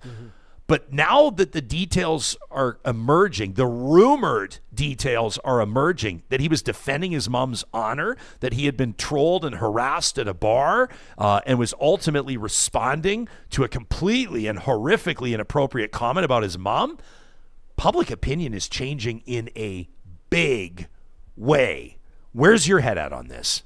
I'll be devil's advocate because I can see the public opinion changing, but you know, the punishment for a chirp isn't to get your jaw broken and have to have facial reconstruction surgery. I'm sorry. Number 2, I understand he's young, but there's got to be a handler, maybe even 2 with him at this point. He's worth a lot of money. I can't believe there's not a handler. There had to be at the bars. First of all, they failed because he's with someone all the time at this point, especially if he's out in public drinking. What did the handler do? I don't know, but they should be fired or replaced. But you know, that handler, if he or she hears or sees something like that, it's just as easy to say, get this guy the F out of the bar who said that to his mom, right? Have security kick him out, throw some beer at him on the way out. You don't have to break the guy's jaw, right? So, and number 3, you're going to hear, well, maybe not those big of chirps, but you're going to have to take a lot of chirping when you get to the NHL. Not only from players, people are going to be yelling expletives at you from the stands, especially depending on what team you go to, what franchise you're in. So, I mean, you've got to build up a thick skin, right? What I think happened is, you know, just off the cuff, he made a mistake. I do see that he's still a grown man, but he is younger. He's probably going to look back at this as one of the worst mistakes he's ever made in his life. But again, I'll just end by saying, you know, it's probably the worst thing you can say to another guy when his mom's standing there. But the punishment your is mom, your wife, or your sister. 100%. And sometimes you can't, you know, control your emotions. But the punishment for a chirp isn't, no matter what it is, isn't going to the hospital and having to get I don't know about surgery. Maybe everything you're saying is reasonable, and I agree with the majority of what you're saying. I just find having restraint is a better quality in a person 100% true. than standing up and being a tough guy. 100% true for sure. And we just talked about, the cost of the Olympics is the juice worth the squeeze. Is hitting the guy in the face and defending your mom's honor worth whatever comes with this? But I would say, and I don't know that you were devil's advocate. I think that you actually put a very reasonable. Well, in and this sensible. sphere, I'm seeing the comments from hockey guys. Yeah, I'm not gonna say hockey bros because I'm one. I love hockey too, but people in the sphere are generally leaning towards his side now. How about right? this from Jill, who says women get called awful things in bars all the time without punching anybody? 100%. This is what I'm saying. Right. Dubious says fighting words used to be fighting words. And to a certain degree, Dubious, I agree as well. I will say this, and this is me being a little bit flippant, hosting a show called Real Talk as an independent. If I was with, and I don't even like to personalize this. My mom is the nicest person you'll ever meet in your life. But if I was with my mom and somebody said something like that about her in front of me, and let me be clear, I cannot guarantee that I would not knock a guy's teeth out either. And I think that, and people will write in and say you're condoning violence and this is horrific and how dare you. I would just say, unless you're in those shoes, a lot of people say, and it's kind of a funny internet comment, like a recurring internet comment, where people will say something along the lines of, this guy's never been punched in the face and it shows.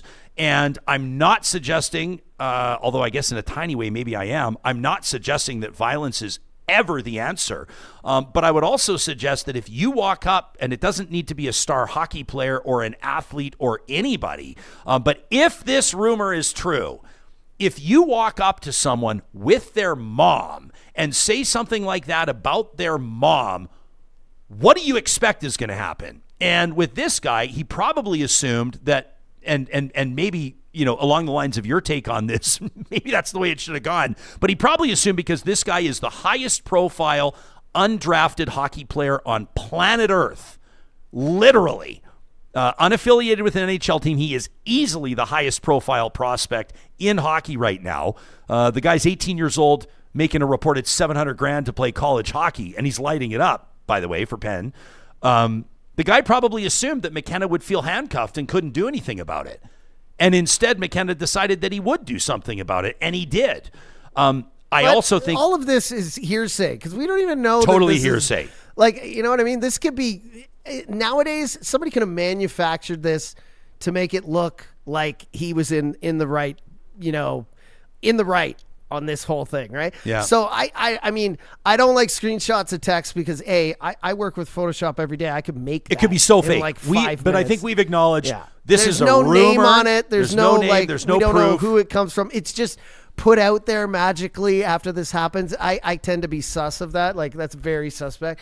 But again, he's an important person, and I get what you're saying. You would react too. But would you if you were in a place of where you were around a bunch of, say, politicians, or you were hosting an event for the city and the mayor's there? Oh, yeah. You'd have to think twice about what you're doing. I think he was in a bar. Things are loud.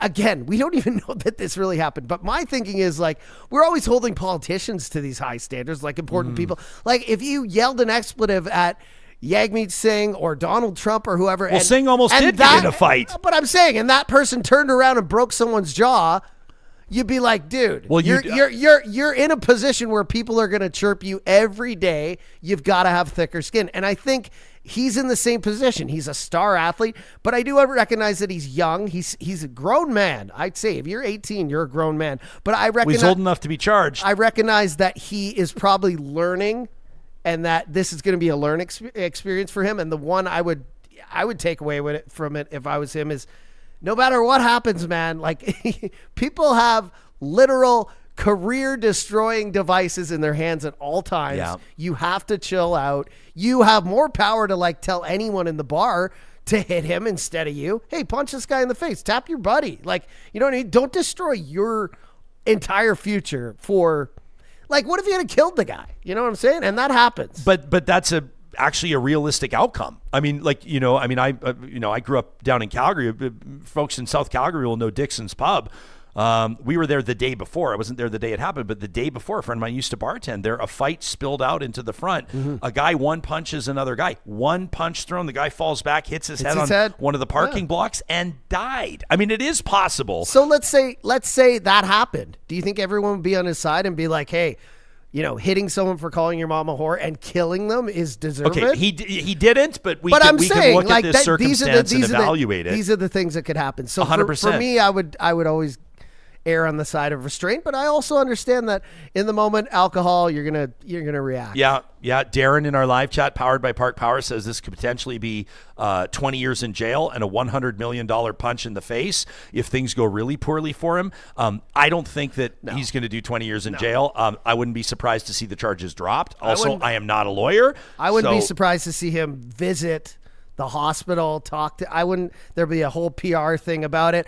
And I bet you on my life, this guy who got hurt is going to get some money. Right. So yeah. Emily G says, fuck around, find out. Sometimes that's all these assholes understand. Play stupid games, win stupid prizes. Others say, I bet this is the last time that clown goes down trying to chirp anybody face to face.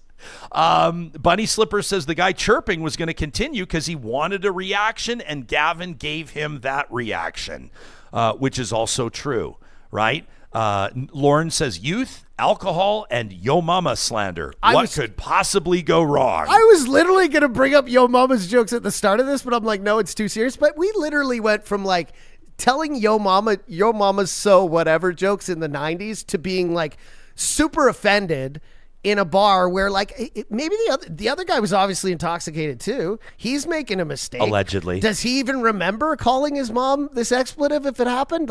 It happened. He made a mistake as well. So for me, I don't know. Bars, kids, boys, expletives, mistakes.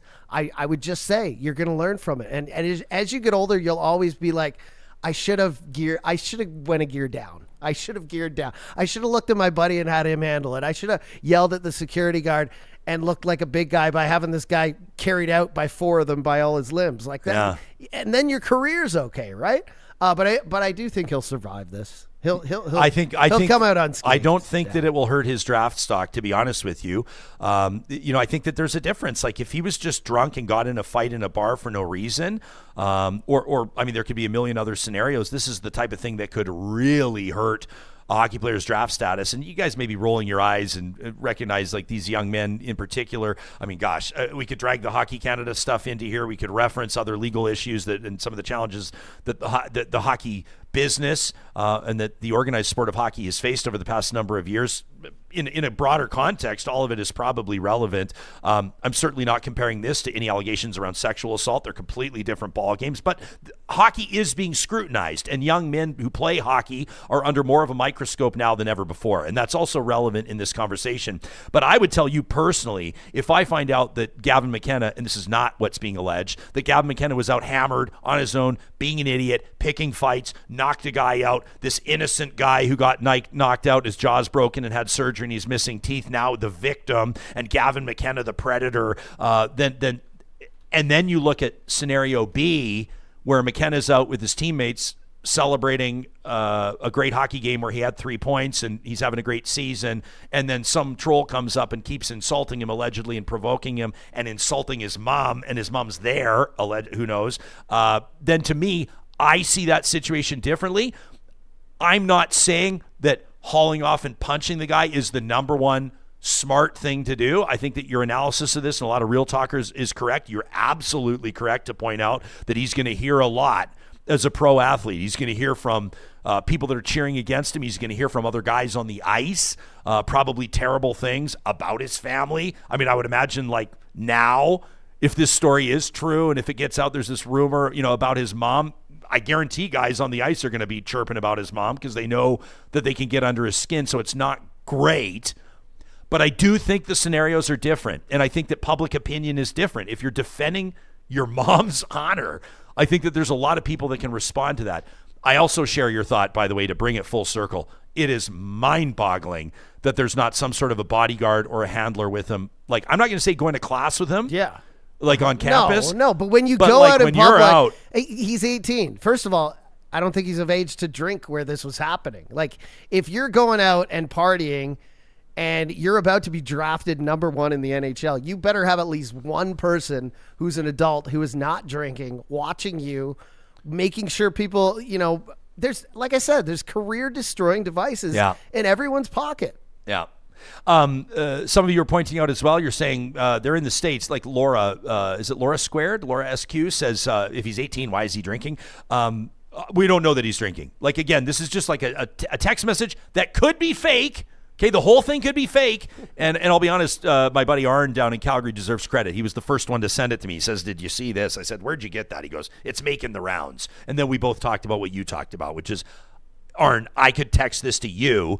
You could screen grab it and push it out and say it's about Gavin McKenna. We don't know if it's true, but we don't know if he was drinking. We don't know the facts. But it is being reported by more and more, quote unquote, mainstream outlets. And I do think that, I don't know, this is fascinating heading into the NHL draft. It is possible that Gavin McKenna was not drinking. It is possible that what's being reported is total bullshit, right? The only thing we know for sure is he's facing a felony assault charge. And that is definitely inconvenient for a young person that's about to, he's already in the limelight, guys. He was the biggest star, or at least had the most eyes on him probably, let me phrase it that way, at the World Juniors. And projected to go first overall in the NHL draft. So I'd be curious to know. Yeah. We also don't know, what kind of woman Gavin's mom. No, I'm just kidding. I'm joking around. But also, Johnny! Gavin, I think you're ready to be drafted to the Florida Panthers. Have an illustrious career. Is that just your shot that the Panthers are going to miss the playoffs? Buddy. No, it's nobody his style will fit perfectly there. Yeah. Yeah. Well, it doesn't sound like it was a sucker punch, though. It sounds like no, it wasn't. It's on camera. It was 2 or 3 punches. So okay. Yeah. Well, you can't. When you get charged with aggravated assault and like a bunch of different things, it's usually not a 1 punch. Yeah. But yeah, it was on camera. It was 2 or 3 punches. Yeah. I always want to be responsible on this platform, but also we called it Real Talk for a reason, and my real talk is like, this may not make me the most mature person in the world, and I'm not saying that young kids should take my advice here. Never. But if you came up to me and I was with my mom and you said the same thing, I would do the exact same thing. But you saying this right now, like let's say it's Sunday. I would do the exact same thing. Super Bowl Sunday, this Sunday. Yeah. Your mom's at the bar with us. Yeah. Someone hears you say this. They come up. Now they're Now they're testing you. Yeah. Hey, Jasper, your mom, blah, blah, blah. Yeah. Like, you got to... But I've experienced this before. I know. So you got to... As a public person. That's what I mean. As a public person, and he will learn this over time, you've got to realize... But nobody thinks a public person will punch you in the face. But I'm saying... You've got to understand, people are trying to rile you, man. People are trying to ruin your career. They're trying to get you on camera messing up, man. Like, they're trying to bait you, and don't take the bait. Mm-hmm. Be the bigger person. Yeah. In every instance, try to be the bigger person. I'll tell you what you do. You make friends with the doorman wherever you go, or you go old school Las Vegas, where they just take the rabble-rouser, the person causing the problem, and they gently escort them out the bar, and then they beat the shit out of them in the alley. Do you see what's going to happen That's here? how it happens. We're going to be on the rocks on Sunday. This is how it always happens when we're out. Ryan gets infuriated. Yeah. I have to hold him back. Yeah. I have to play devil's advocate. Yeah. No, I'm just kidding. We have a whole Instagram account dedicated just to my confrontations It's called real. I would be curious. Real bar fights with Ryan Jasper. Real bar fights. And it's brought to you by... It's me in every video holding him back. Yeah. Like, not tonight, bro. See, Marie is being responsible in our live chat. And kids, listen to Marie. Don't listen to me. Marie says, be the bigger man and walk away. And she is 100% correct. I've done this. Like, you think... And Let me invoke I'm not being three like names the beta. here. Here's 3 names. Okay, go ahead. Would Wayne Gretzky, Sidney Crosby, or Connor McDavid Never punch someone in a bar? Never. Do you see the things that Connor got yelled at him back when the Oilers were doing horrible? They would never... in the parking lot of liquor stores, and I he was like, being heckled. Sidney Crosby, that's a great example. Yeah. Sidney Crosby to me is like one of the greatest exports Canada has ever produced. Yeah. I have so much respect for Sid. And it is unimaginable that he would ever do this. So let's also recognize athletes and celebrities that have raised the bar in a big way and that would never take the bait like I might. And I'm only saying this because I've made this mistake. When I was a young DJ who came to this city in like 2009, I was dating a girl and she was in the DJ booth and everyone's teetering out of the bar. The lights come on and some guy came in the booth and said something stupid about her body. I won't repeat it. Yeah. And I hit him. Yeah. And, luckily he was okay, but I made a super mistake. And what happened? The venue had to pay this guy for a broken nose and a stained shirt and jeans and outfit and all these things. And I eventually went to the guy. I saw the guy later because he was actually a friend of another guy I was working with at the bar. I didn't know. But I felt like an idiot because I was intoxicated. And he could have charged me and I could have gone to jail. He could have charged me with assault. He could have sucked a lot of money out of me. He didn't. He apologized to me. And then I said, you know what? I made a horrible mistake too. Like, everyone's intoxicated. Did you know it was even my girlfriend when you made this derogatory comment, whatever? But I look back and I think I wish I had just chilled and been the bigger person. Yeah. And, the venue was mad at me. The only person happy was my girlfriend. So yeah, maybe your mom would be happy. We're not. No, my mom would be appalled if I got into a fight. Actually. Oh yeah. Even if it involved her. Well, I'm surprised she's not texting me right now because I guarantee she's listening to this live and she's probably very uncomfortable that she's even being invoked in this conversation. But also I would say, wow, gosh, this is getting personal, but who cares? This is why you guys stick around. You're an hour and a half into the pod. You deserve to hear this story. We're getting sued my today. mom's dad, Rudy Roman Dutka. What a name. Rudy, right? Rudy. And he was a man of smaller stature. He was like 5'7". Watch out for those ones. But he was the quarterback on his football team. He was a member of the provincial, the AJHL champion team out of Vegreville, playing hockey as a young man in the late 1930s. Like just a fiery guy, an incredible guy, the most gentle, soft-spoken, wonderful grandpa or father that you could imagine. But if you crossed his family, if you crossed him, he was like I don't want to insult. May he rest in peace. I miss him every single day. He was almost kind of like one of those honey badgers. Do you know what I mean? Like smaller in stat. You see those honey badgers, those videos, those nature videos, and like a honey badger will take on like a leopard or whatever. Honey badgers, and he was a lot like that. So my mom has that same sort of like fiery personality that she keeps at bay, but she and I've seen her do it verbally, and with her actions, defend or do anything for her family, and I've learned from that. My dad is a man of bigger stature. My dad played high school football and the whole 9 yards, but he's very soft-spoken. My dad's like a poet. My dad is contemplative. He was a family doctor, right? Like he's not a fighter, not that he couldn't.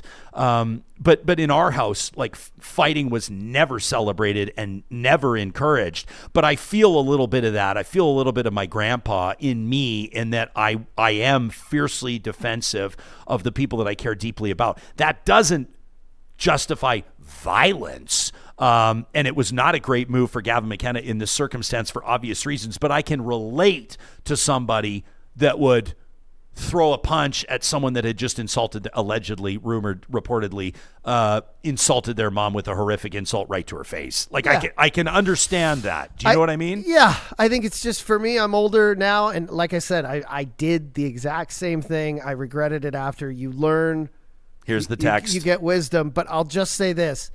Of all the times you've been in a fight or you've reacted emotionally with alcohol, you've hit someone, how many times has it been like worked out perfectly? People put you on their shoulders and way to go. And the other guy gets up and you hug and he's like, I've changed my life because that's not what happens. What happens is people get hurt, people go to jail, lives are destroyed. And sometimes people die. Yeah. So no, for sure. It's never worth it. No, it's never on the other side. Right? It's never like, but I think that was the perfect thing to do. I think you and I both agree it's never worth it. Like Ben in our live chat says, the best fight you win is the one that you avoid. 100%. My wonderful mother has texted in, listening live, and she says in all caps, I definitely would be appalled. There you go. So Catherine does not want Ryan throwing punches in her honor. But this is not a surprise. This is not a surprise. I forecasted that from the very beginning. Is this JJ? I think JJ says, mom's texting. There you go. Another person said, Ryan's getting in trouble. But yeah, I think my mom would say the same thing, is that they're probably more worried about you getting hurt or having some kind of repercussion from doing it. Yeah. That they would rather you not. They wouldn't like to see you do that. Ms. Katie says, if my kid defended a woman, I would not be mad. Sorry, not sorry. I think it was Tracy D I saw earlier in the chat said, Ryan, do you tell your child he can punch someone out at school if he's defending someone else's verbal insults? Absolutely not. And Tracy, that's a totally fair question. Probably because right? you're worried about his safety first and foremost. And also right? we don't let our son listen to Real Talk. So there's That's that good. too. That's very, thank God. Dubious says we as a society are sort of being overrun right now because we cower to bullies. Let's be honest. And Tracy as well says, you missed my comment earlier about Connor McDavid's. I haven't heard this story, Tracy. I appreciate you bringing it up, if it's true. It says McDavid's parents and him getting chirped at a movie theater. Connor told his dad to walk away. I'm not familiar with that story. Yeah, I've heard about that one. I know that there was an incident in a liquor store parking lot. I mean, I imagine this happens everywhere he goes, and it happened a lot more when they were losing. Now it's more positive stuff. But I mean, yeah, that's a guy who like. Yeah. I mean, you see in interviews, he does not. I don't think he enjoys. Who, Connor? He just wants to do his job. Oh, yeah. He doesn't enjoy the interviews. He doesn't enjoy the spectacle, being a celebrity. I'm sure he loves the fans, but he doesn't enjoy like having to take a ton of photos. He just wants to go out there, win the Stanley Cup. Like he just wants to do. He's different than Matthew Tkachuk. Yeah, 100%. Like some guys, they're like they want to be in the show for the glitz, the glamour, the money, all the things, right? Yeah. He doesn't seem like that, but I would just take some pointers from him, McKenna, which is like he just seems Connor's the guy who just always is walking. You just see his back. He's just walking away all the time. Like, get me out. We of here. can't understand what it would be like, and Gavin McKenna's probably not there quite yet, but he's on the cusp of it, of what it would be like to be recognized everywhere you go And he is across right now. Canada. Well, especially in the States, like I think there's more anonymity I know in the college States. and amateur hockey in the States isn't as big, but they take their amateurs. Like you saw that stadium game, Penn State outside, absolutely insane down in it the was States. wild. And so he's a celebrity right now down there.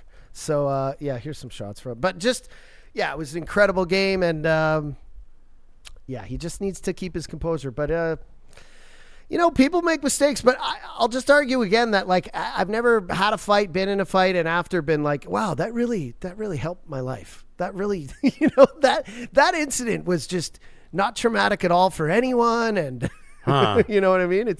There's always a downside. I'll just say an eye for an eye makes the whole world go blind.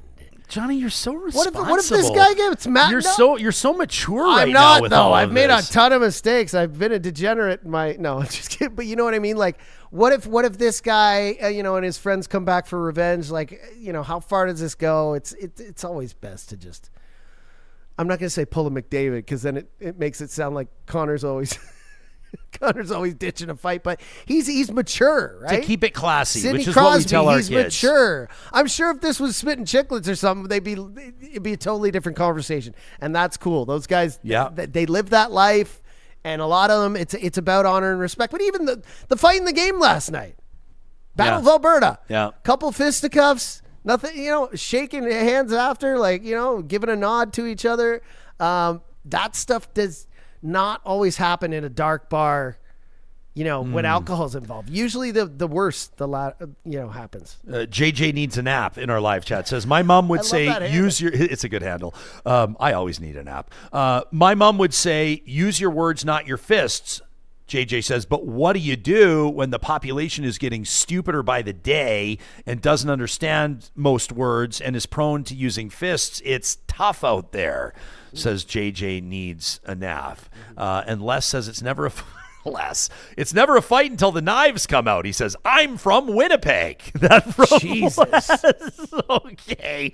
I love that Noob is reporting there were no fights at the Real Talk Pond Hockey Classic. There you go. Love. When there was a fight once at the Real Talk Pond Hockey Classic. But it. Here's the thing is the two players that fought knew each other ahead of time and were both retired professional hockey players, and I think that there is an element of showmanship to it. Sure. Well, for sure there was. Like, neither of them are afraid of getting punched, and it wasn't like angry fighting. It was just fighting, but it was real fighting. Sure. And in other words, like the fists were hitting the faces.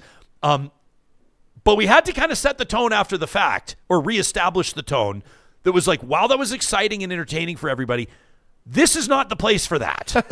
This is a charitable fundraiser with people bringing their families. But it did happen. I think it was 5 years ago. And for everything people say about hockey fighting, I mean, it has a certain decorum to it. Like you toss off the gloves, you both get ready, you circle a bit, there's a ref on either side. Yeah. Like this thing that happened in the bar is totally different, right? And you know what else? We could all be hook, line, and sinker on a rumor that's not even true. And all of this could be for an hour. We just talked about it for an hour, but I was looking forward to talking about it with this audience. I wanted to hear your take on it. On purpose, we didn't talk about it before the show. We decided to say, we do this from time to time, guys. Little peek behind the curtain. Johnny and I say, save it for the microphones.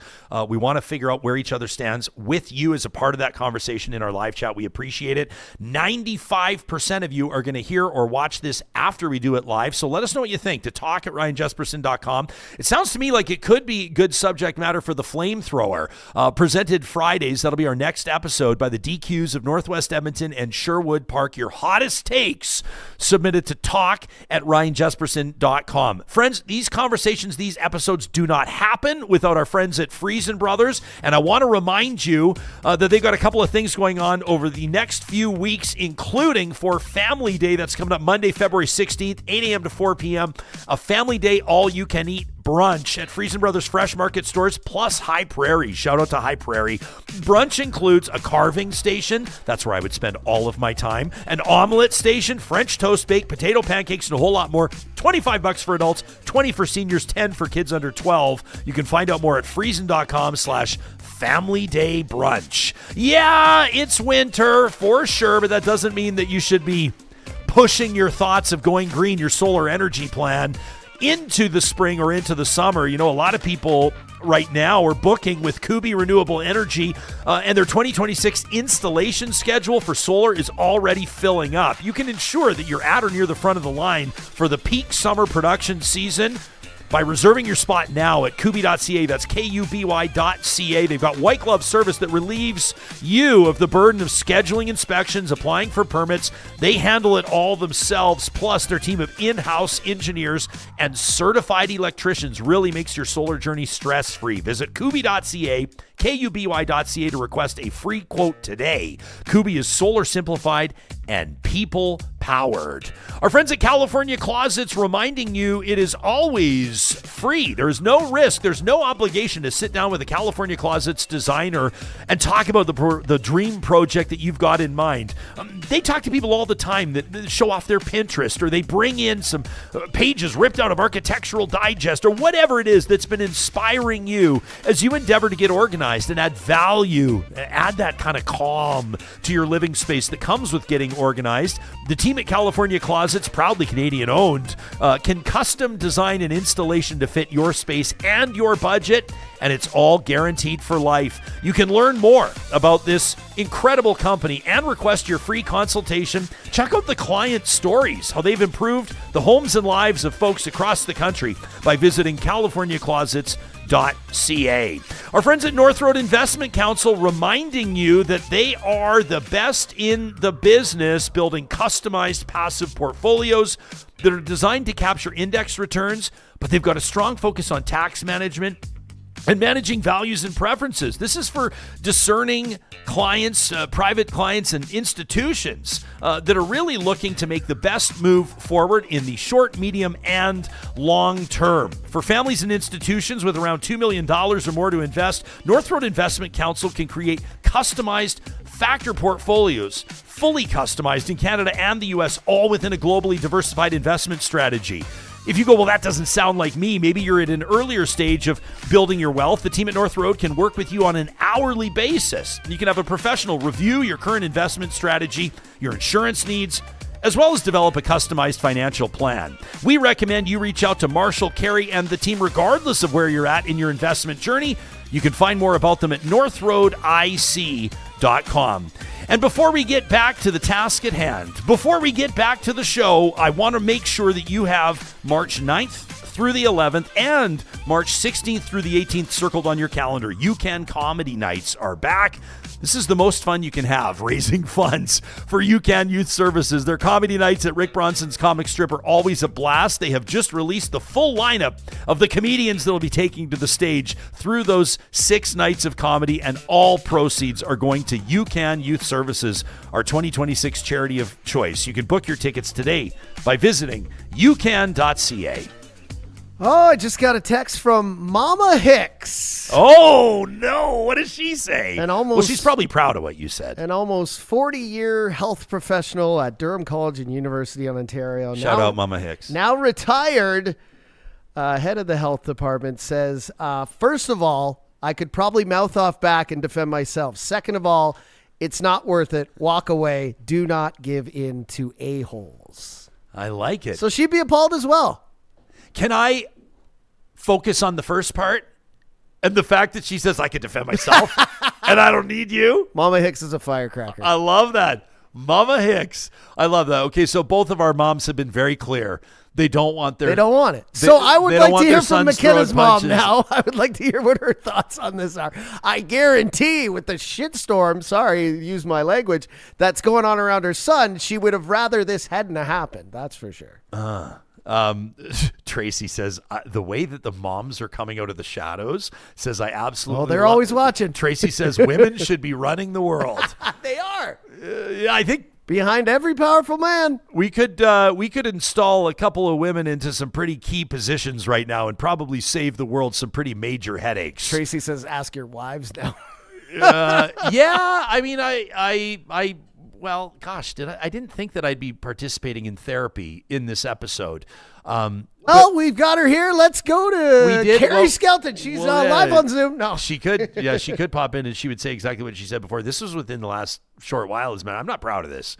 But we had a situation. Should I tell this? Yeah, I'll tell the story. So Carrie's loading up our little guy into the vehicle. And so the door's open and she's buckling him into his car seat, and this guy comes roaring up on this street. It's like a tight street, right? And this guy comes roaring up and then leans on his horn like bah! And she kind of like jumps as you would, right? She's buckling our little guy into his car seat, and I didn't think I would ever tell this story on the show. And so I'm on the other side of the vehicle. Like I can't see the guy, but I hear the horn. I jump too at the horn honk, right? And then bah, the horn honk again. And so I come around and also I'm aware that people recognize me typically. I'm not, whatever, it's the fact in our city, especially in our province. And I got to be careful, but also like, what the hell, man, right? And so I kind of walk up to the vehicle and I'm like, his windows are down, and I just put my hands on the window and I go, maybe you should give her a second. And he says, maybe she shouldn't be such a fucking idiot. And in that moment, my temperature went to what's a high internal temperature? Like I think you go to the hospital when you're 104. Yeah, I was like 144, right? Now, this did not result in blows. This did not result in a fight. Carrie immediately, Carrie has no problem handling. De-escalate. She has no problem handling her own business. And I'm aware of that.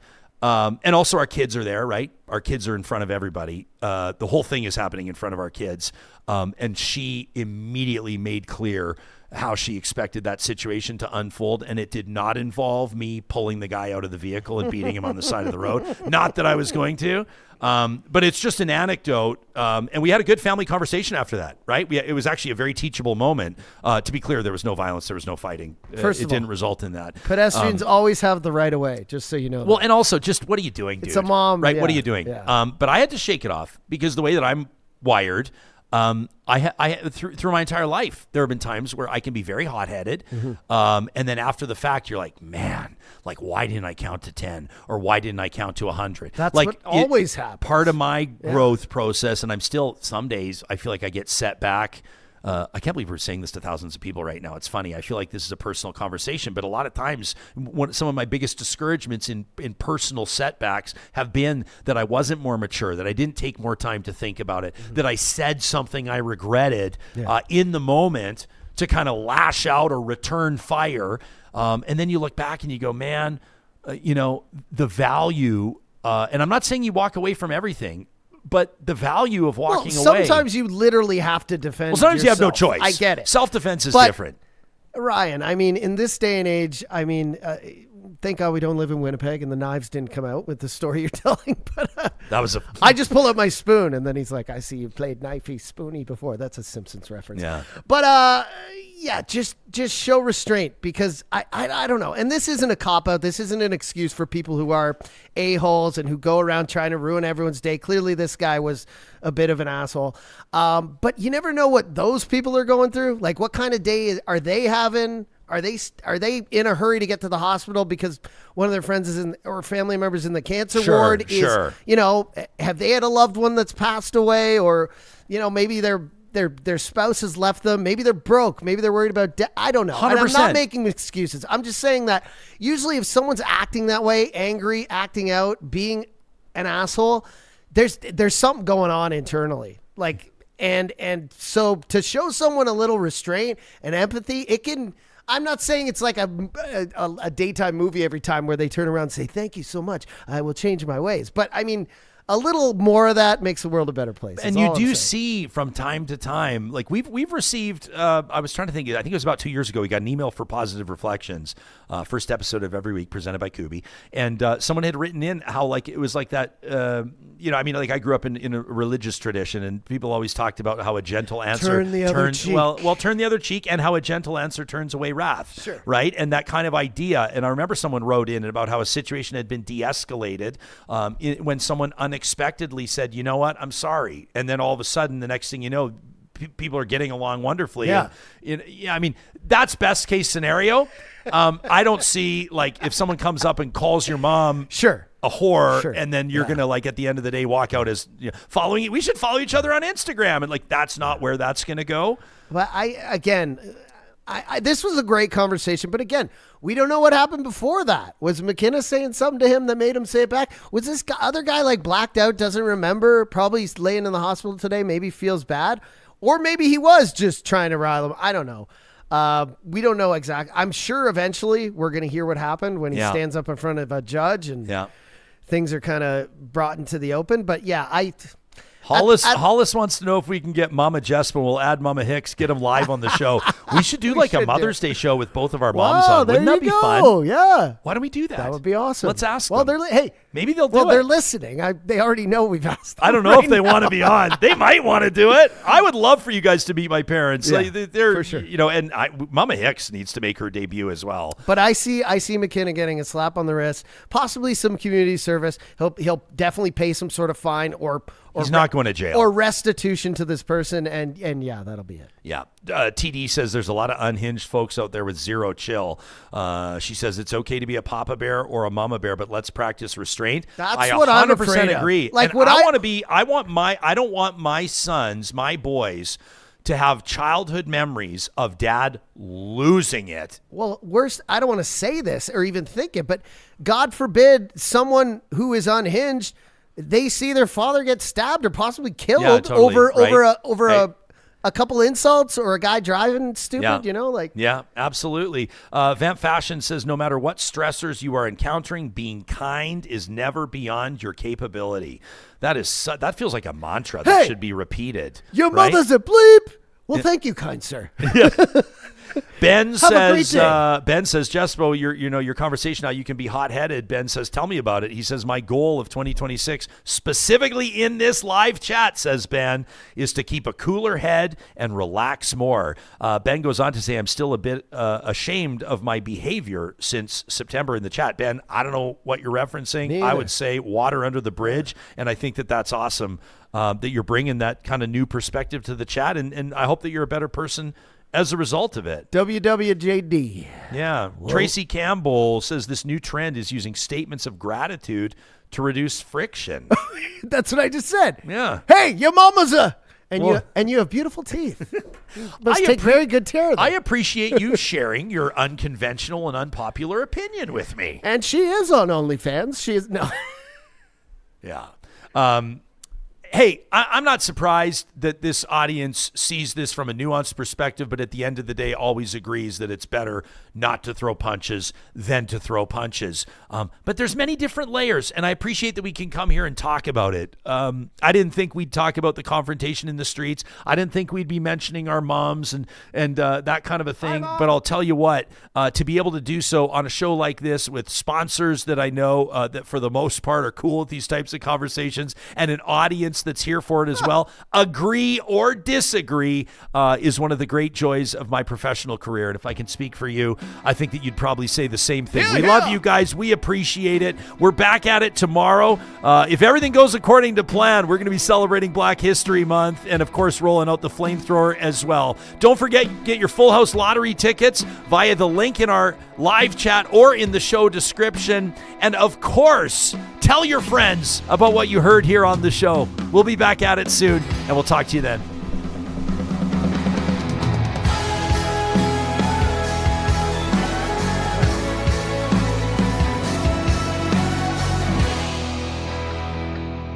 Real Talk is hosted by Ryan Jespersen, executive producer Josh Dunford, technical producer John Hicks, general manager Katie Cook-Chivers, account coordinator Lawrence Derlego, human resources Lena Shepard, website design Mike Johnston, voiceover by me, Carrie Skelton, member emerita Julie Rohr.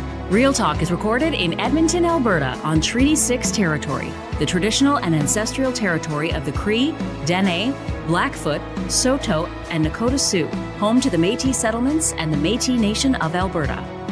Real Talk is a relay project. For more, check out ryanjespersen.com.